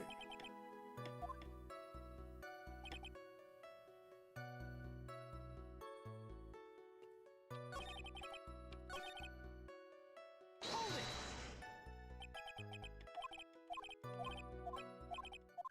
So that your client broke the rules. Person who frames another as the worst kind of human. And that's why you feel you can betray this person? I have no trust relation with a client who cannot understand their assigned role. Huh. Now then, everyone, do you think you can understand my logic? If you can't, then I'm afraid we can't proceed. Everyone understands your point, I think, really. In that case, I believe I am prepared to disclose the information you seek. You've made it crystal clear that you value trust over all else. I believe we are ready. Excellent. Hold it! What is it? If you can't ask it, Mr. Wright, then I will. Witness! What is the name of your client who requested the murder of Mr. Juan Corrida? That person's name is... Adrian Andrews. What? Objection! Witness. That's not who you told me it was earlier. Pray tell, what are you talking about, Mr. Prosecutor? I should think I know my own client, and it is Adrian Andrews. What? This can't be. On the phone earlier. What's going on here? My guess is that Mr. DeKiller just stabbed Mr. Edgeworth in the back. Stabbed Edgeworth in the back? I'm sure in order to get an audience with this court, Mr. DeKiller told him a different name. Met on guard, perhaps. Objection! This is outrageous. I was deceived. This witness is telling a very serious lie. But you were the one who summoned this witness. You, Shelley DeKiller. My testimony is the truth. The defendant at the moment is not on guard, am I correct? All I wish to do is help procure his acquittal.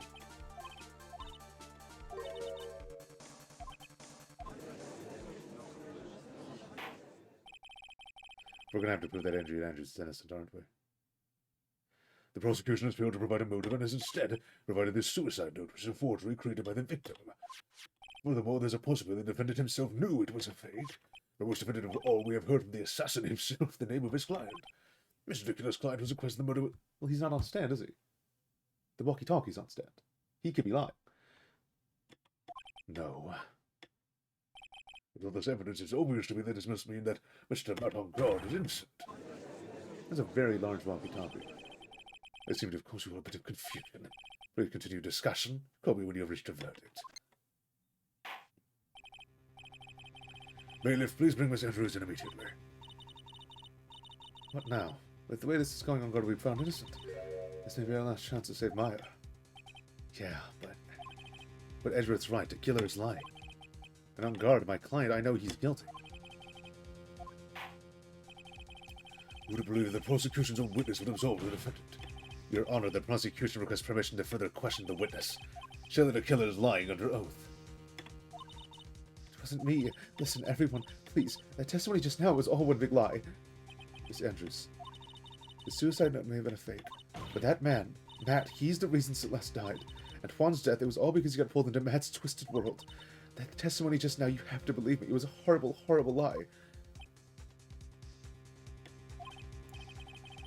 Well, Mr. DeKiller himself has testified. It doesn't matter what he's testified. He's named you as his client. No, that's not true.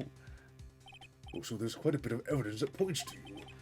The knife and button denying the nickel samurai costume, But that's... you even have a motive. We know that Miss Celeste Max was a large part of your life. You wanted to follow her. You wanted revenge against the two who hurt her. I would say you have plenty of reasons to want them both dead. No, Mr. Wright.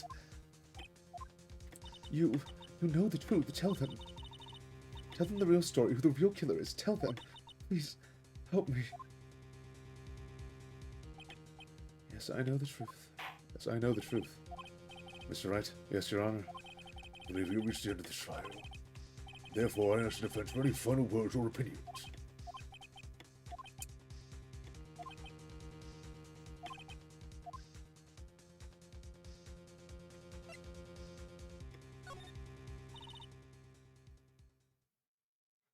FOENIX. I can't do it, Maya. I can't accept her not guilty.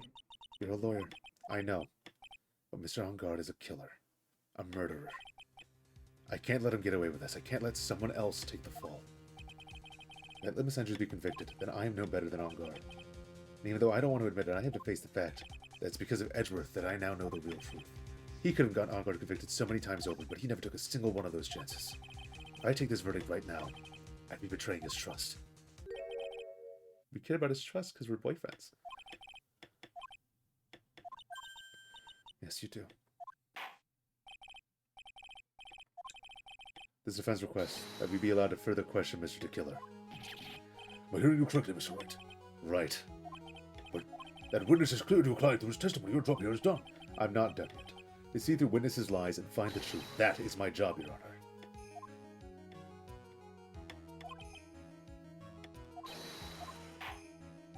Very well. Your trial will continue. Mr. Edgeworth, please re-establish connection with Mr. DeKiller. Right away, Your Honor.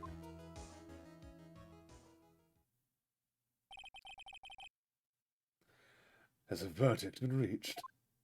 Before that, we'd like to talk with you a little more. About?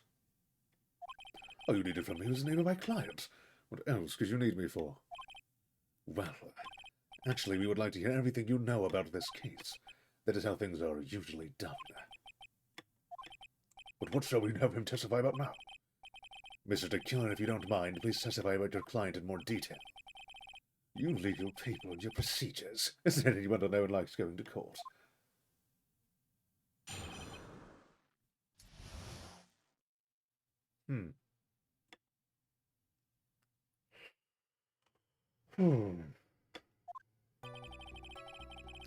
As I've already stated quite a few times, Adrian Andrews is my client. But one thing I simply cannot overlook is tampering with the scene of the crime. Mr. Client did to blame another for the crime. But pretending to be the first person to discover the body and enter the scene, Agent Andrews already knew from the very beginning that Juan Cortez was dead. Even more appalling is the creation and planting of the knife and button. That act is what I was referring to when I said my client had broken the rule.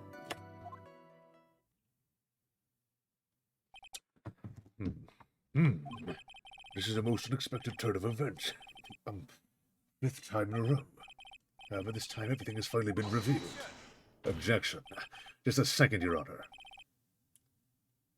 Yes, Mr. Edgeworth. We still have the cross-examination to do.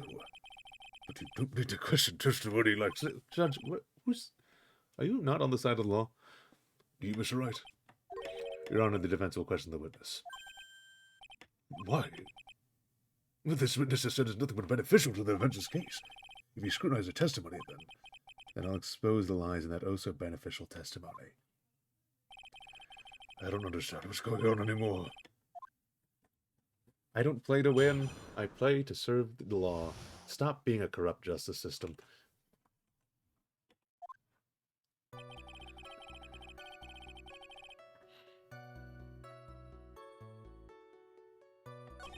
I'm gonna reread these.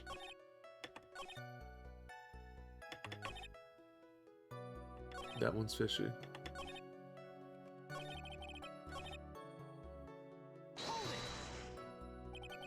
From the very beginning. It is correct. From before my client visits the room. All of my clients know precisely what the situation is at all times. That's odd. Even more appalling is the creation and planting of the knife and button.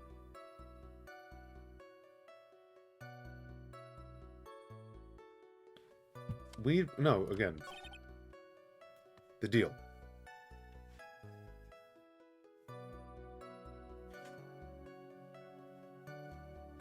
Is it possible that Engard didn't just want to kill Juan Corteza as his competition, but also knew that Adrian Andrews wanted revenge?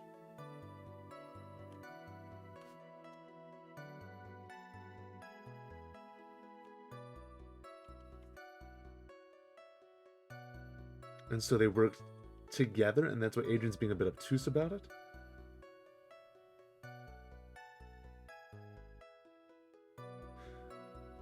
If we take Adrian's story to be true,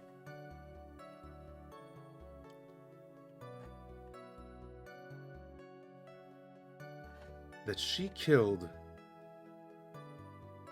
No, that she found the dead body, left her glass behind, planted the evidence on guard because she knew that he was suspicious, and dressed up as a nickel samurai to escape unknown. The person who accepted the bear from Dequilor could not have been Adrian. Adrian has to be innocent.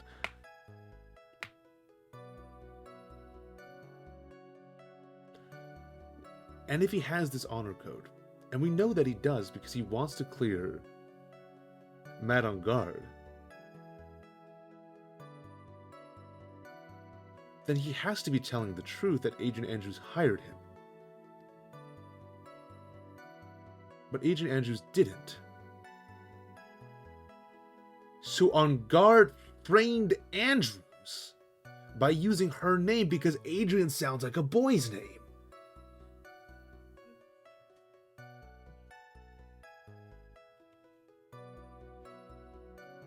So we can prove that she wasn't in the room with the fact that she showed up later with the wine glass. Thank you so much for taking this time to testify, Mr. Dequilor. What is the meeting? Its attitude. When Adrian Andrews entered the victim's room, your client had no idea that Juan Corrida had been murdered. How do you know that? From this wine glass room. She wouldn't have been expecting it. She wouldn't have been sloppy. She wouldn't have been messy, right? She left the wine glass there after the fact because she was surprised. Mr. Killer's supposed client thought Mr. Corrida had only fainted, which is why this glass of tomato juice was poured for the victim. Oh, right, it wasn't her drink. We get to the right conclusions the wrong ways. This is part of Mr. Adrian Andrews' calculated plan. That's not possible, Your Honor. The glass bears the fingerprints of that person. Had this been planned... Yeah, okay, basically the same thing. Yeah, it's basically the same thing. We never have left their fingerprints behind. To your point, Mr. Edgeworth, what is your opinion? Strangely enough, I had the same exact thought just now. Witness, how do you explain this strange phenomena? It seems a waste of time to ask for such a minor detail. It's a very important point anyway, correct?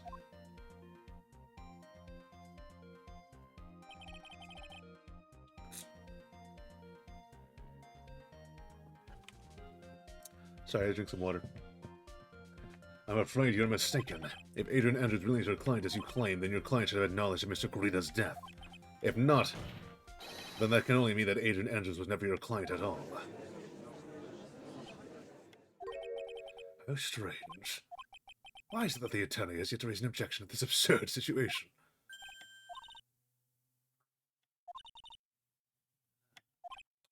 Objection! Mr. Edgeworth, I'm surprised. You know you can't say things like that without any evidence. Ah, sorry. That was an awfully weak objection for the two of you. Anyway, I'm positive there was a contradiction in that testimony. The prosecution requests further testimony concerning when the request was taken. Very well.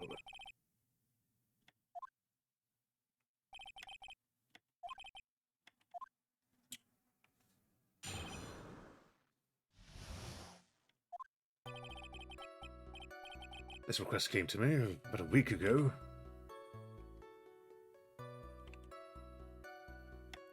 It was a request for my services on the night of the awards ceremony. We met at a certain bar to discuss and finalize a few matters. We can question that. We can question that. That is what occurred. I trust my memory, and I believe I've made no mistakes.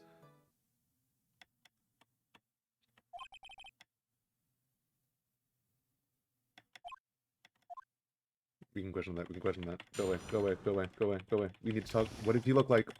What did Adrian Andrews look like? So, you physically met Adrian Andrews? Of course I did. What was that? What was the theory pause? Yeah, we paused. We press. Witness, I'd like for you to give us a few more details. I always meet my clients as a matter of principle. I've never taken a request by telephone or mail. And why is that? That's because I value the trust between a client and myself above all else. And the only way to establish that is to speak to the client while looking them in the eye. Mr. Wright, was your testimony just now of any importance? It was very important.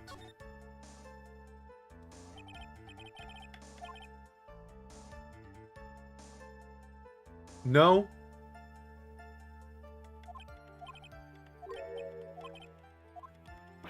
No, no, no.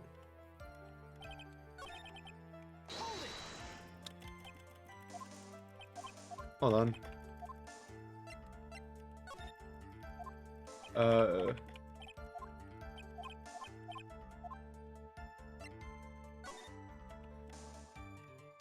What he meets, why he meets his clients is not important. That wasn't the point. Witness, please stop sidestepping my questions. What do you mean by that? My question was, did you really meet Adrian Andrews in person? I've already told you, Mr. Wright, I did. It was only through talking with him face to face that I began to trust him. That's when I thought I could trust this person as a client. No. That was important. Your Honor, I believe the testimony just now was of the utmost importance. If that's the case, witness, please include the statement just now in your testimony. Then we gotta press on this. As we now know, that was not how it turned out, correct? What do you mean? Adrian Andrews turned out to be a client who could stick to the rules, right?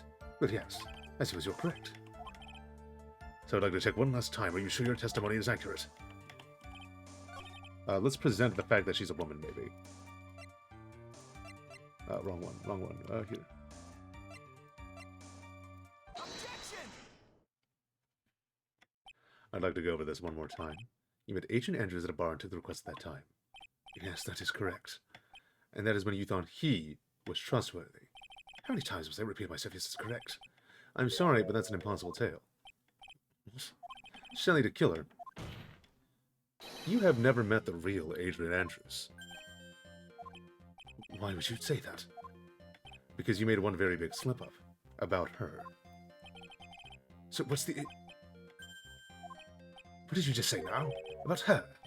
If you'd ever met Miss Adrian Andrews in person, one look would have told you that she's a woman.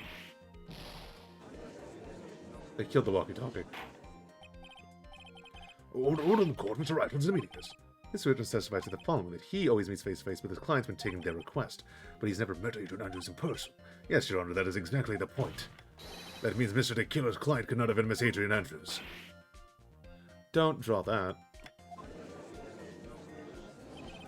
Mr. Edgeworth, I understand your logic on this one. Why would the assassin make such a basic mistake?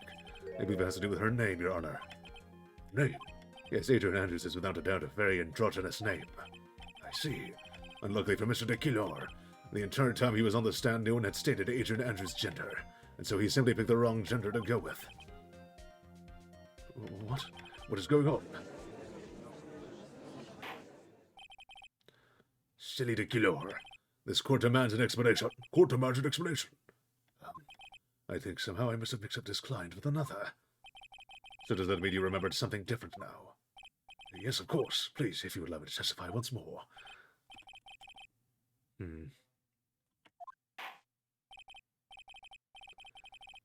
Very well, but this time please give us the truth and nothing but the truth.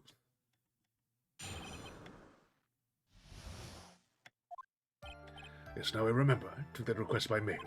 There have been times when I took a job without having met my client. The request was for the murder of one corridor and 2 or 3 other small things. When I saw the name at the end of the letter, I thought my client to be a man. What? You gotta be lying. Careful, Phoenix.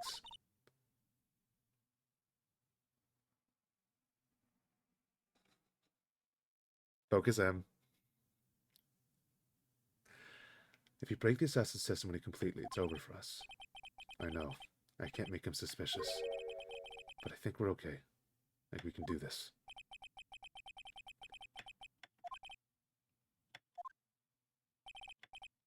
He knows his every move because they're boyfriends. Alright.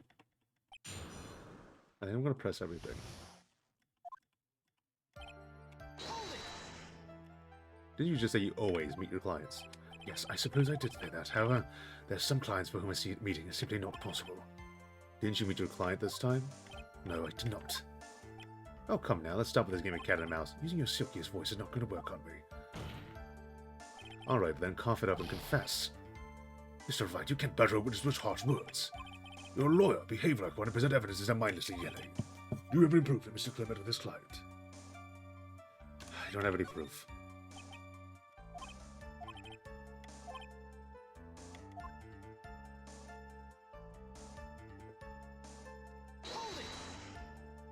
And why could you not meet certain clients? Recently, I've been receiving more requests. I've met each and every client. I'd lose some more nice business opportunities. Nice business opportunities. On top of which the times have changed. It is now the age of information and computers, correct? Well, I have joined the Times, now take requests via electronic mail. Electronic mail? We have to mail that in a special insulated envelope. Sorry, I despise the shortening of words.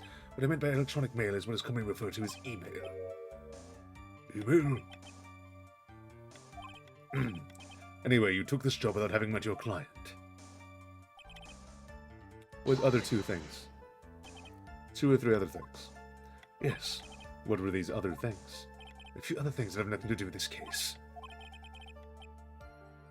No, I think they do have to do with this case. Whether or not they're related to this case is for the court to decide. Mr. Atene. Yes? Everything I've said from the beginning has been nothing but beneficial to your client, which is why I wonder what is pushing you to continue this cross-examination. Could it be that you were planning to betray your own client? I smell the stench of a backstabber, and should you turn out to be one... Wait. Witness, this is a very important matter. Please cooperate and tell us what these other jobs your other client requested were. If it's truly that important, I suppose I don't have much of a choice. The bear figurine. The bear figurine. After the assassination of the target, I was to find that bear figurine.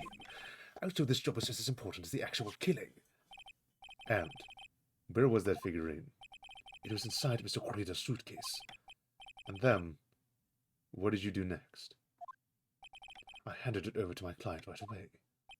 You gave it to your client. Interesting. Powers said it was given to the Nickel Samurai, which Agent Andrews could not have been dressed up as yet. So it had to have been given to En Garde in the costume. Which means he has to know what the client looks like. Because, if he knows it's Agent Andrews, he wouldn't know that Agent Andrews is inside the samurai costume unless the mask was off, which we saw when En Garde was sleeping earlier in Andrews' confession that it was.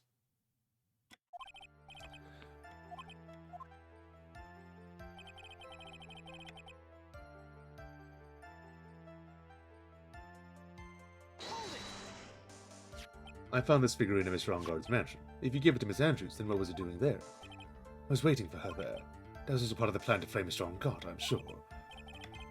Makes a lot of sense.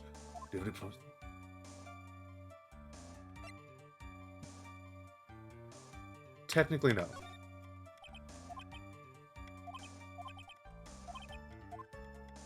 There is something about that.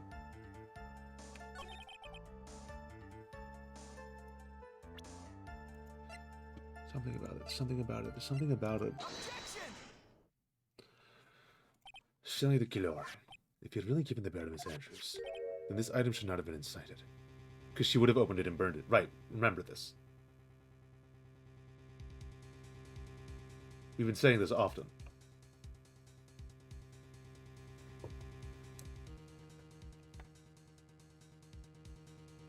Gotta charge my phone. Please, please, please. God, am I blind? This item. I see where you're going. That's where I'm going. Where's everyone going? Do I need a please? Your Honor, please think back to Miss Andrews' testimony. I was going to burn it for her sake. If even for a single minute, this bear had actually been in Miss Andrews' hands, I'm sure that she would have taken the suicide note out and burned it. Yeah, we did say Andrews could not have had the bear at any point because she wasn't in the samurai costume, but also this. Which we did... I feel like I should have put the 2 and 2 together, but like we had both halves as our reasoning, just at different points in time, and that's okay. We'll let that happen. So by the very fact that the suicide note was still inside the bear, it tells us that your client didn't know how to disassemble the puzzle. Which means... It means, Your Honor, that it's impossible for Agent Andrews to be the client.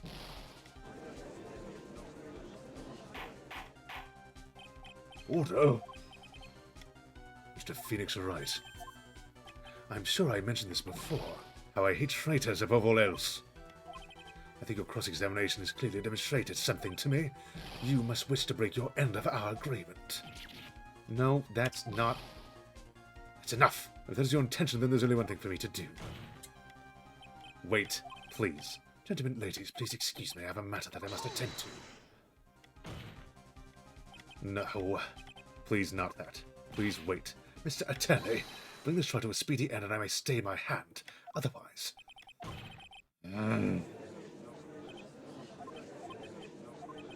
Yes, Your Honor. I do not understand this outburst just now. Do you think there's a need to hear more testimony, or is this enough? Well, we should... The prosecution rests. What is going on around here? The prosecution has no further questions, Your Honor.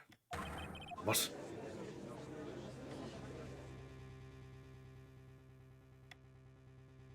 Well, I never thought I'd see the day. This is the most unusual situation. If the prosecution rests with no further questions, then the prosecution has failed to uphold its stance. If that is the case, then even though I'm reluctant, I must believe that Mr. Tequila's testimony is accurate. It would mean that surely Tequila's client is Adrian Andrews. Mr. Wright. Yes, Your Honor. If I end the trial right now, then your client, Madame Guard, will be declared innocent, and in his place, Adrian Andrews will be charged with murder.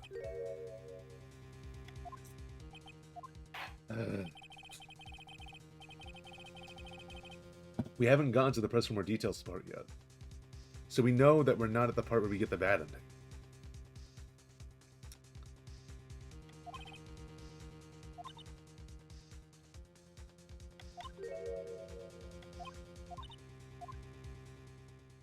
Where is this going? Dude, did the old guy finally decide? To be honest, I can't think if he's a truly innocent and good person.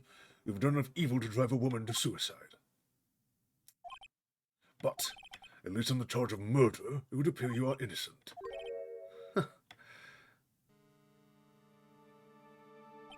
So, I guess even the old fuddy-duddy figured me out. Mr. Longard, What an atrocious lawyer I have, giving his own client up like this. Isn't that refreshing like a spring breeze crap? It's just as atrocious, don't you agree? Anyway, get on with it and pronounce me innocent already. Right, Mr. Lawyer?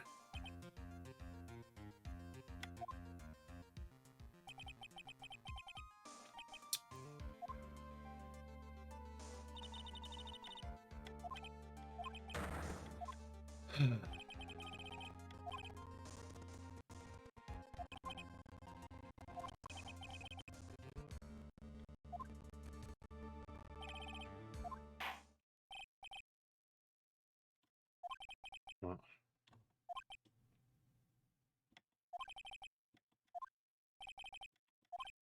It's no need to ask, old man. After all, my lawyer's gonna say what I want, aren't you? Right.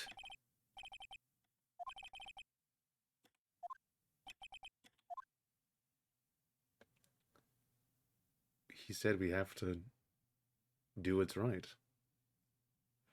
He's not on the walkie-talkie anymore. He's not gonna hear me.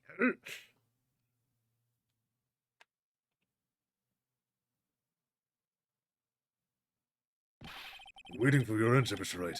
Madame Guard, your client deserves an answer. Maya, I'm sorry. Madame Guard is... Objection! Franziska von Karma?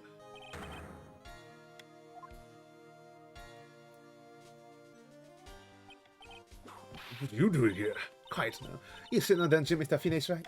This is exactly why you should never take your eyes off that scruffy fool. Did you bring them? The final pieces? Do you have them? You should know better than to assert Mr. Myers. Von Karma is perfect in every way. The evidence is in perfect condition. Don't worry about Scruffy, he's fine. His injuries are minor. All of the items are inside this coat. A fairly old coat, that is. I apologize for its ugliness, but there's nothing else to wrap the items in. I fought long and hard this whole trial. All for what's inside that raggedy coat. I'm sure that inside that coat lies a crucial piece of evidence. Your Honor, inside that filthy coat are the defense's final piece of evidence. Your final evidence? So nothing I declared. This trial's already over. All that remains for me to hand down my verdict. I do not believe that any evidence presented now would change the outcome of this trial. Objection! Objection. Your Honor, it is our duty to examine every piece of evidence, down to the last. I request that Miss Von Karma be allowed to present these pieces of evidence. I suppose you are right, Mr. Edgeworth. I grant permission to do so. However, there's one obvious rule applies here. If these items do not bring up any new points, then they will be not be accepted by this court. Now, Miss Von Karma, if you please. These pieces of evidence are items left by the killer during his escape from the police. He must have been in quite a rush. Yes, Your Honor. The killer left 3 pieces of evidence. Somewhere among the evidence we're about to see, there will be something that will turn this whole situation around. Like a miracle. I'm sure of it. That's all we can hope for. The first item is a pistol.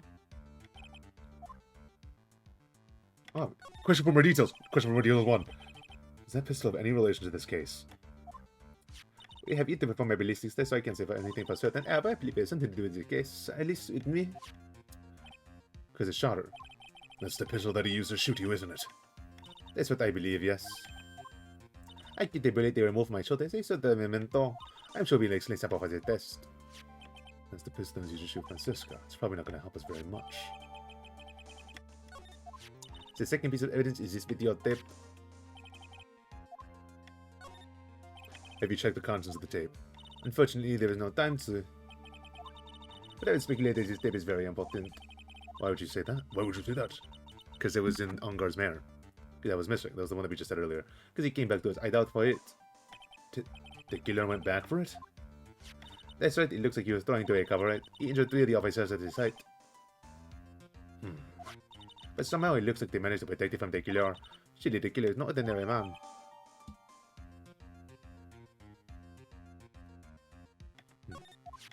The last piece of evidence is this bellboy's uniform. That's the one that he wore. Was that used during the crime? I'm almost certain it was. There's even a pair of black leather gloves in one of the pockets. There is one thing I found interesting about this uniform. And what is that? There's a button missing on this uniform. Button. It's a very unique button. I'm sure if we were to recover it, it would provide us with an interesting clue. It says Gatewater on it. So this delay at the present, Your Honor. Options. Save.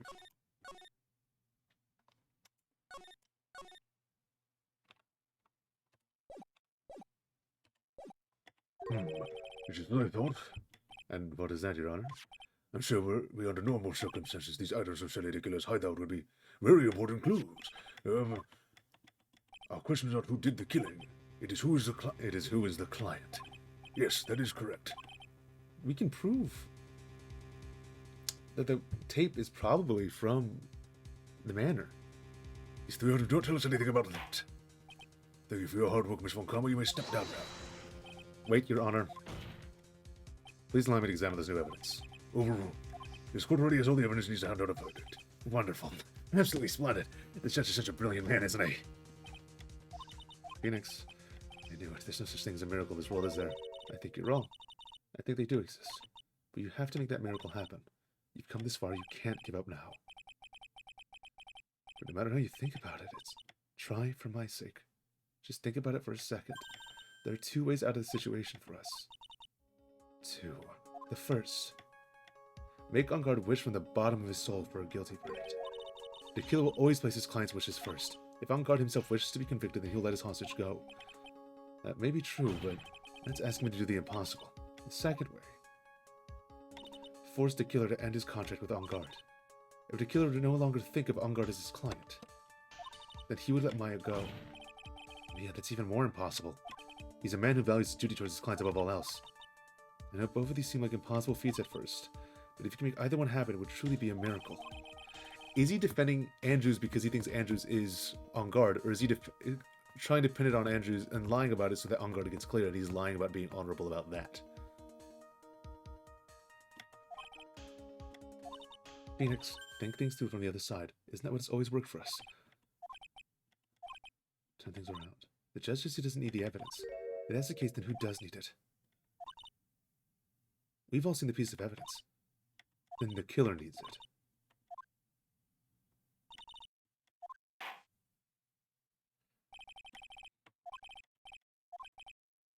Objection!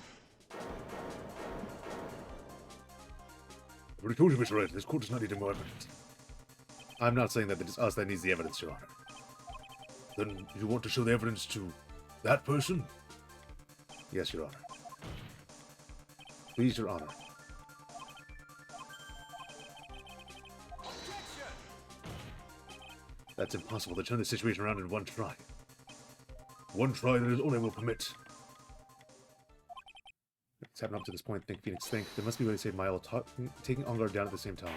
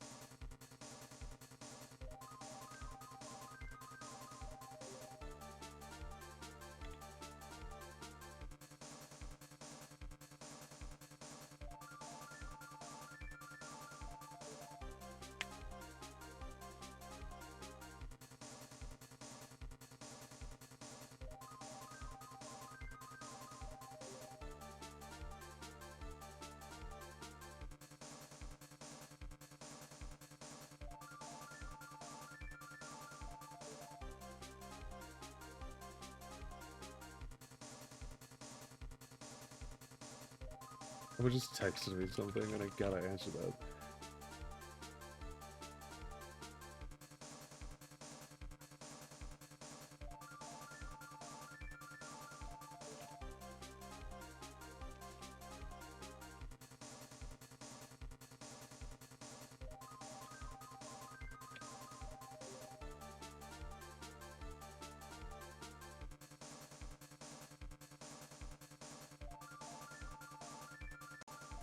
Nope, not what I wanted.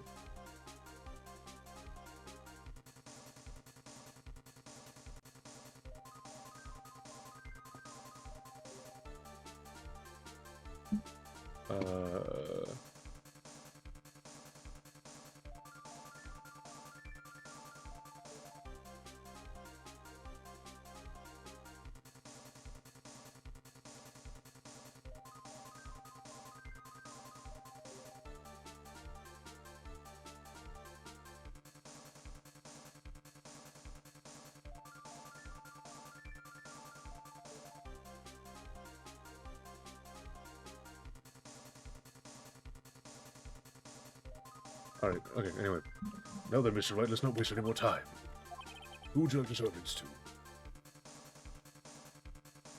I probably should have saved a bit sooner. Whatever.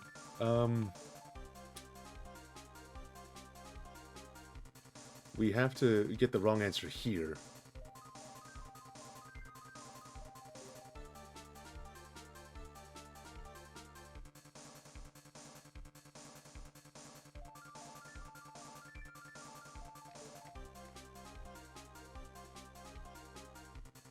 And then we can, like...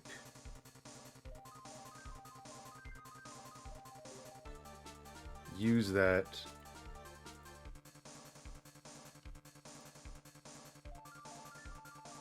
to then...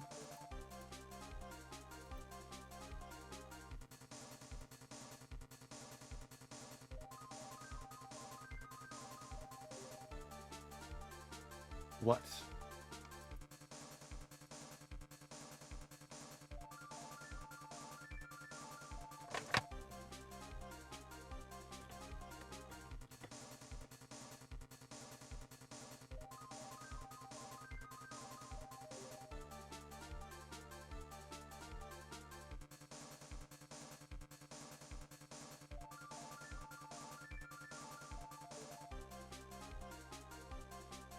let's present the wrong person here.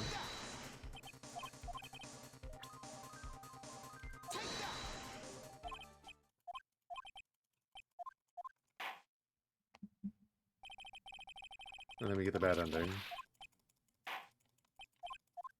And then we can load the save.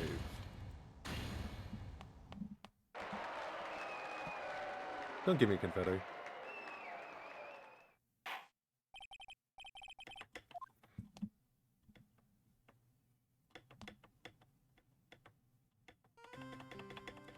Oh.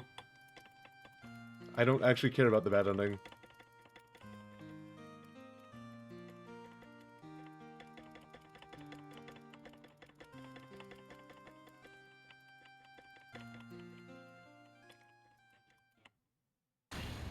Yeah, there you go. Achievement. Awesome. Continue. Load. Get me in there, Chief. Let me put my auto clicker on.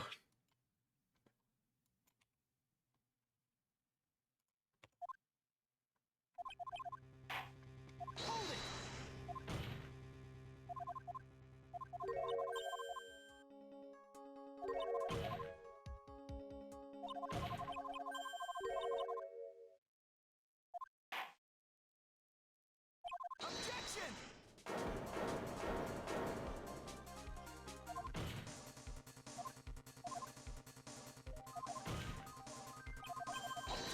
And now we can play this normally. So we said that we have to present the evidence to...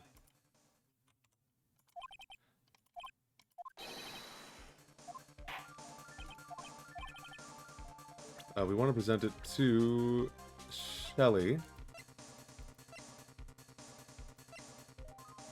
I didn't realize that. Okay. And then we want to show...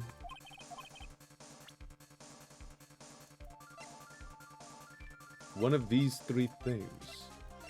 He knows about this, he knows about this, he doesn't know about this. So let's see what's on this. I think there is some merit in showing this evidence to that witness. Bailiff, please bring the transceiver from earlier. Alright, looks like I managed to convince him. Maya, she's okay, right? Didn't I tell you to concern yourself with bringing about a speedy end to this trial? If I understand correctly, you wish to show me one piece of evidence. Yes, one is all I need. I have your videotape. It was found at your hideout. I heard you injured 3 officers in your attempt to get this back. That was most regrettable. However, it was an order from my client. I was told to protect that videotape. I'm afraid I seem to have failed in that regard. Do you know the contents of this tape? I strictly told my client not to watch it. I have absolutely no idea. Actually, you're on this tape. Me. There's a video camera hidden at the crime scene. Your actions were being recorded. What? Is that true, Mr. Wright? Who was it that planted a camera? Well, the only person that could have placed a camera at the scene of the crime would be your client, naturally. That was Adrian Andrews.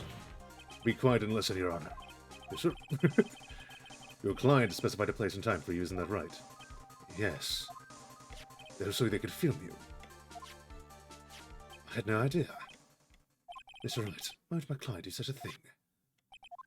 I would like to know why.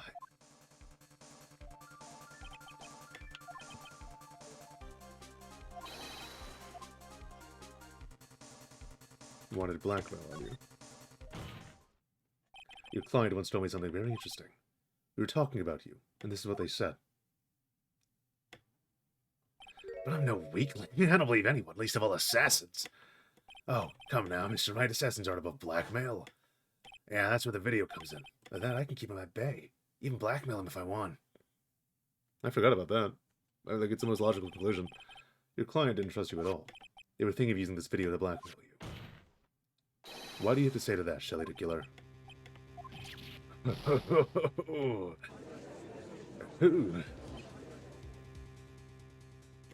It looks like I was being deceived from the very beginning. Yes, by a natural. That's the kind of person they are. Your client's a person who only thinks and plots of how to use the people around them to protect themselves from any and all dangers that may arise. And that's the true nature of your client.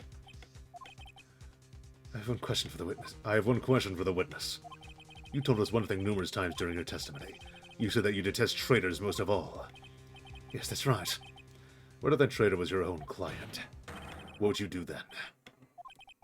That's obvious. I'd break our contract in that case. And then, that client would become my next target. For the honor of the Tequila name, even if it takes an eternity, I would follow that person to the ends of the earth to exact my punishment. He sees red.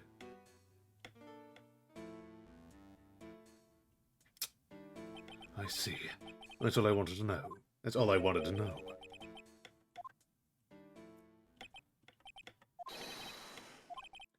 Mr. Wright.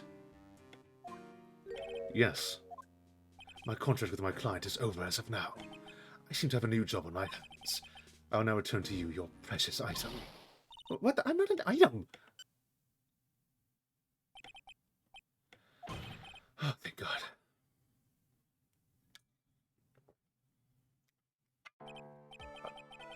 This trial appears to have come to its conclusion. However, I actually sort of...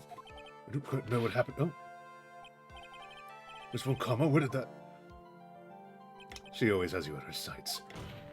Now, I do believe it's time to finally hand down a verdict.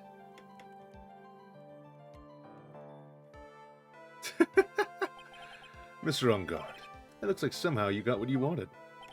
You'll finally receive the acquittal you wanted so badly. You should be happy. But before that, I'd like to make one final statement. Sometime in the near future, one very betrayed assassin may appear before you. Needless to say, that man is very good at what he does. I'm sure you would understand what I mean if you watch this video. Help me. Now that Your Honor, the verdict, if you please. Is this all right with you, Mr. Wright?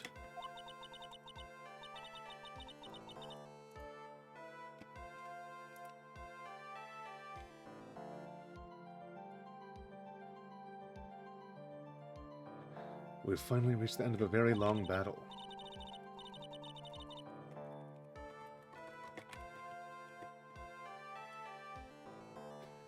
Whether he's convicted or acquitted, there's no escape for him now.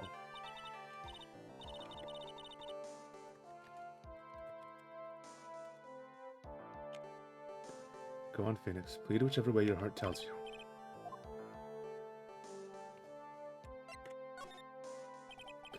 Matt on guard. Even though I am a lawyer, I cannot make your crime disappear. I think a guilty verdict is appropriate here. Me? My wonderful self? Guilty? Even if you got an acquittal, the instant you set foot outside the detention center, your life would be in danger. No matter which way you look at it. You can't run away from your crime anymore. No! Guilty! And he screams a lot, and I'm not going to scream. Don't do that to your face.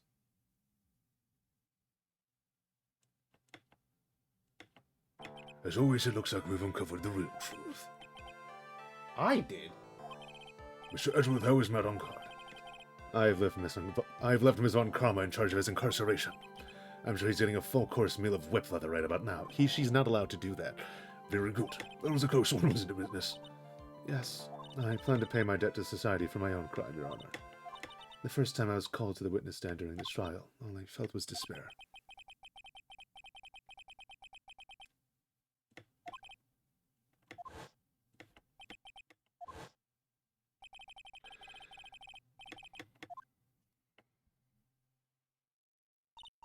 But after that, when I was alone at the detention center, that's the first time I really saw myself for who I am. And today, when the two of you used your combined strength to convict Matt, I felt like I'd finally been saved. I'm really happy that you two were in charge of this case. I really don't know how to express how I feel at this moment. This is the first time I felt comfortable with myself. With who I am. Thank you so much, everyone. We fixed her suicidal tendencies, guys, through the power of the law. Jesus Christ. Looks like we've resolved everything at last. As for myself, there are a few things I'm confused about, but everyone seems to be in good spirits, and that is good enough for me. That is all. This court is adjourned.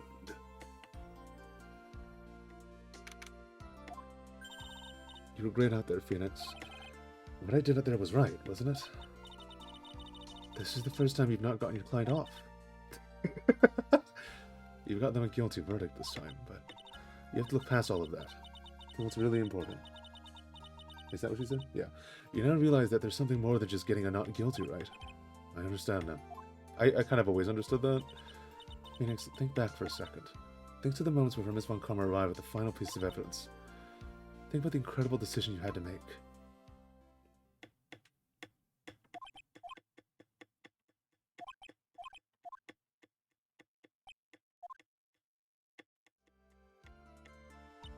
Is he guilty or is he not guilty? Those were your choices then. And your answer spoke to what being a lawyer means to you. Right. Edgeworth, I've good news. Maya's now safe in police custody. Really? But Pearls, you're telling us the truth, I know, Mr. Wright. Edgeworth... Yes, she's quite safe. She's on her way here as we speak in a patrol car. Mr. Maya's safe? You did it, you really did it, Mr. Nick. Oh my god, I'm so sick of doing a baby voice. Can she not be in the next one? I believe in you. I can't say myself, Mr. Nick. I can say it, Mr. Nick. I'll say it. And she cries. Thanks. Oh, what's wrong? Miss Von Karma. Hey, lady. About earlier. Thanks. Ow! Are you still smiling, Mr. Finney's right? You lost. Your perfect wind record has never been crushed, and yet you are still happy. I didn't really lose. I don't think you'll ever understand, Miss Von Karma. Dare you? Don't worry. She may in time. After all, I was like that myself until a year ago. Edgeworth, for my own personal victories and for guilty verdicts.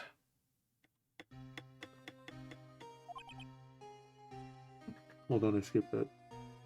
I used to use it dirty trick in the book. Something, I don't get. But a man appeared and stood fast against that selfish me. My boyfriend. I fought him in my usual manner and tasted my first defeat. I felt like I'd lost everything because of that. And then... it was my turn to sit in the defendant's chair.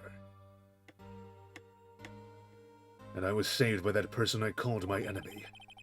I couldn't forgive myself for all that had happened, so I left the prosecutor's office. And I left that note.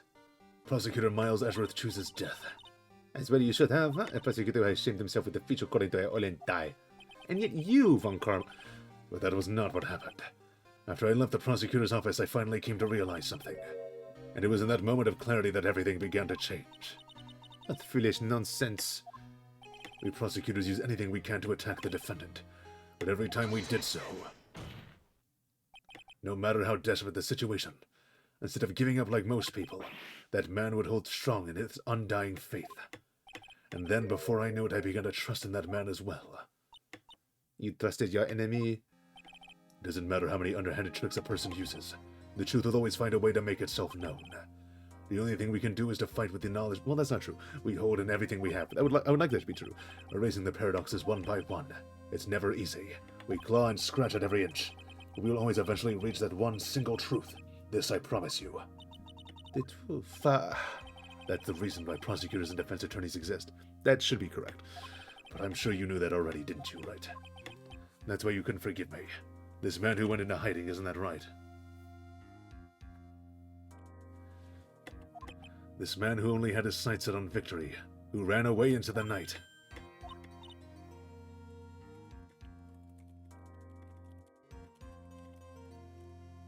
Is Mr. Edgeworth right, Mr. Nick?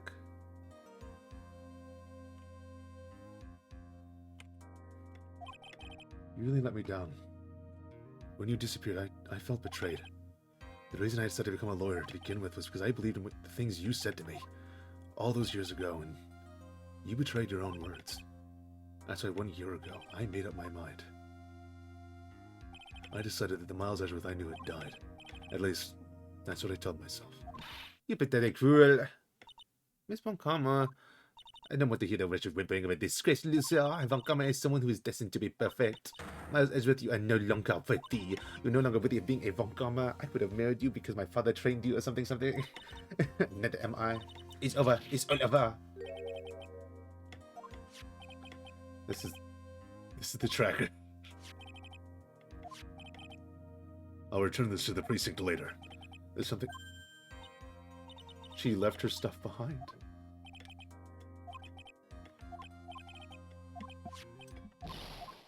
Maya's here. Maya!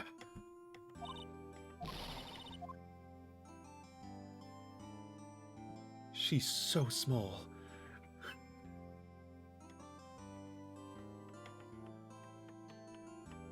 Oh, Nick, I knew you would come through. You got on card convicted like I knew you would. And on top of that, you even rescued me. Well, of course I did. You know I'd never desert you. But we should have pressed our luck this trial. You're really lucky to be standing here. Whatever. Look, it's over, okay? Besides, if I did croak, I would just come back and haunt you like a bad ghost too early. I'd also like to have the child have her own free time. Thanks a lot, Nick. Don't mention it. Maya. Oh, Mr. Edgeworth. I'm relieved you're all right. Hey, it looks like you made some real progress, Mr. Edgeworth. Well, I suppose I'm a little different from who I was a year ago. She's very hungry.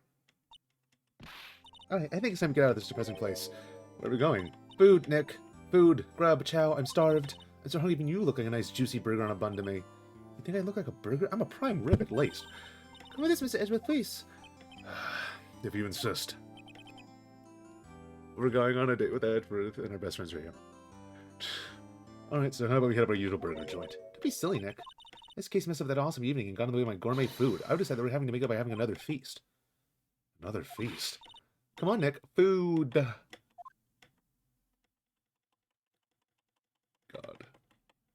Oh, it's not over? Oh my god. Hey, pal. What? Sorry to keep you waiting. Sorry to keep you waiting. Gumshoe, are you alright?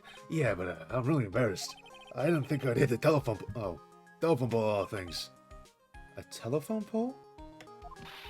You did it again, city boy. I felt like my dear old heart was gonna give out on me. I ain't joking. Yeah, it was more exciting than the very last episode of The Steel Samurai. Thanks. Now look here, Mr. Snooty Prosecutor. Don't you reckon you bully Mr. Wright too hard. If you don't start being a lot nicer on him, you might just kick it. Tonight even. I'll keep that in mind. Well, come on now. Everyone gather around. Is the food still here? Y'all can get your picture taken by a genuine professional photographer. Well, pal, at least we can put this messy case behind us now. Come on, tonight's all about eating, so let's go chow down, pal. Amen to that. That's not... Amen to that, pal. Amen. You know, when you think about it, you're the one who saved the day, Detective. Me? You really think so? He's right. If it weren't for the 3 items you took, I think this show would have a very different ending. See, by not being a stupid cop and doing justice properly, you can save the day by being a vigilante. That's the lesson you can learn. Well, you know, it's... wait. I said, when I ran off the things with the ridiculous hideout, I was sure I took 4 things in total, sir. What? 4? 4? Yeah, I'm sure I put one of those items in my coat pocket. Come on, y'all. It's over. Oh, boy, I tell you, you really got something else. She's getting accused of murder and getting kidnapped. Never a dull moment, you, huh? You think? You sure away for 2 whole days. Weren't you scared? Yeah, it was really scary. I felt so hopeless. So Tokyo might not think that you were a picture. Sounds like you had a rough gal. So what's this picture of yours? I want to see it. I want to see Mr. Miley's picture. You know, I don't know where it went. That's too bad. Well, it's alright. It wasn't anything important anyway. It sure is nice to find something about smiling again. What is it? What is it, Edgeworth? This thing's picking something up. It's Miss Montgomery's receiver. Thanks to her, I had the most awful experience of my life, sir. I can't believe she stuck a tracking device on me. That's odd. Even though you're standing right here, the tracking device seems to be in a different location. Oh, it's probably busted or something, sir. Well, it doesn't matter. I'm afraid it's about time for me to excuse myself. I still have some work to do. But Mr. Edgeworth, you haven't even eaten anything yet. And you've eaten way too much. Let her eat. She hasn't eaten for 2 days. I had fun tonight. Now if you'll excuse me. He's gonna go track that thing down. He's gonna find out where Shelly the killer is. Wait. What? I just want to say thanks, Edgeworth. You really saved me out there. If anyone should be saying thanks, it should be me, right?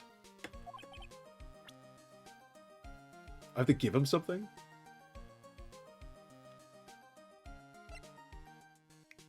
No. You have the whip, Edgeworth. What's this? Thank you. So thanks to you two. You and her. You don't need to thank me. I was only doing my job. Mr. Maya? Yes, Pearly? I guess you two can go back to... Oh my god. Anyway, so who's paying for this lovely dinner party? As if you need to ask. Everyone say thank you to Nick. What? Yeah, I'm kind of at the point where I can't even buy instant noodles, pal. I kind of already put your name on the bill. Huh? I got me a situation just like that myself. There's this camera shop in this hotel, see? And I just bought myself this good old beauty here. It better be anyhow for $3,000. Oh, no. Actually, I reckon you bought it from me since it's on your tab and all. What? Oh, you don't need to hold back it, are you here? Yeah, well, time to let it all out.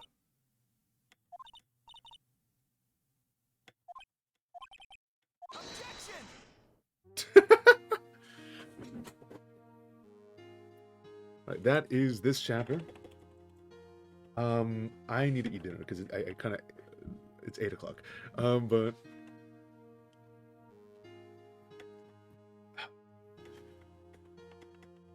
Hide the letter. The letter? Okay, I'm gonna let these credits roll. For myself, I guess. I'm gonna end the stream now. I can call it a day. But thank you all so much for watching. Please be on the lookout for when I announce the long it's going to happen. It's going to happen on a Saturday, so it's going to be, you know, just any of the Saturdays in February. I haven't decided yet, probably later, but that's that. Editing White Elephant, as I showed you earlier. Thank you so much for watching.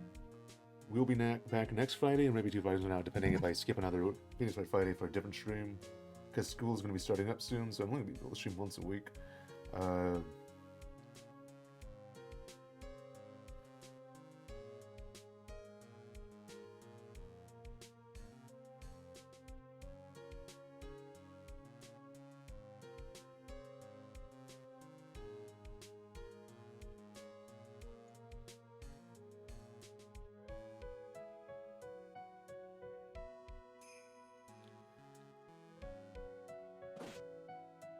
I forgot about her. Alright, so I'll be taking my leave. Thank you all so much for watching. Goodbye.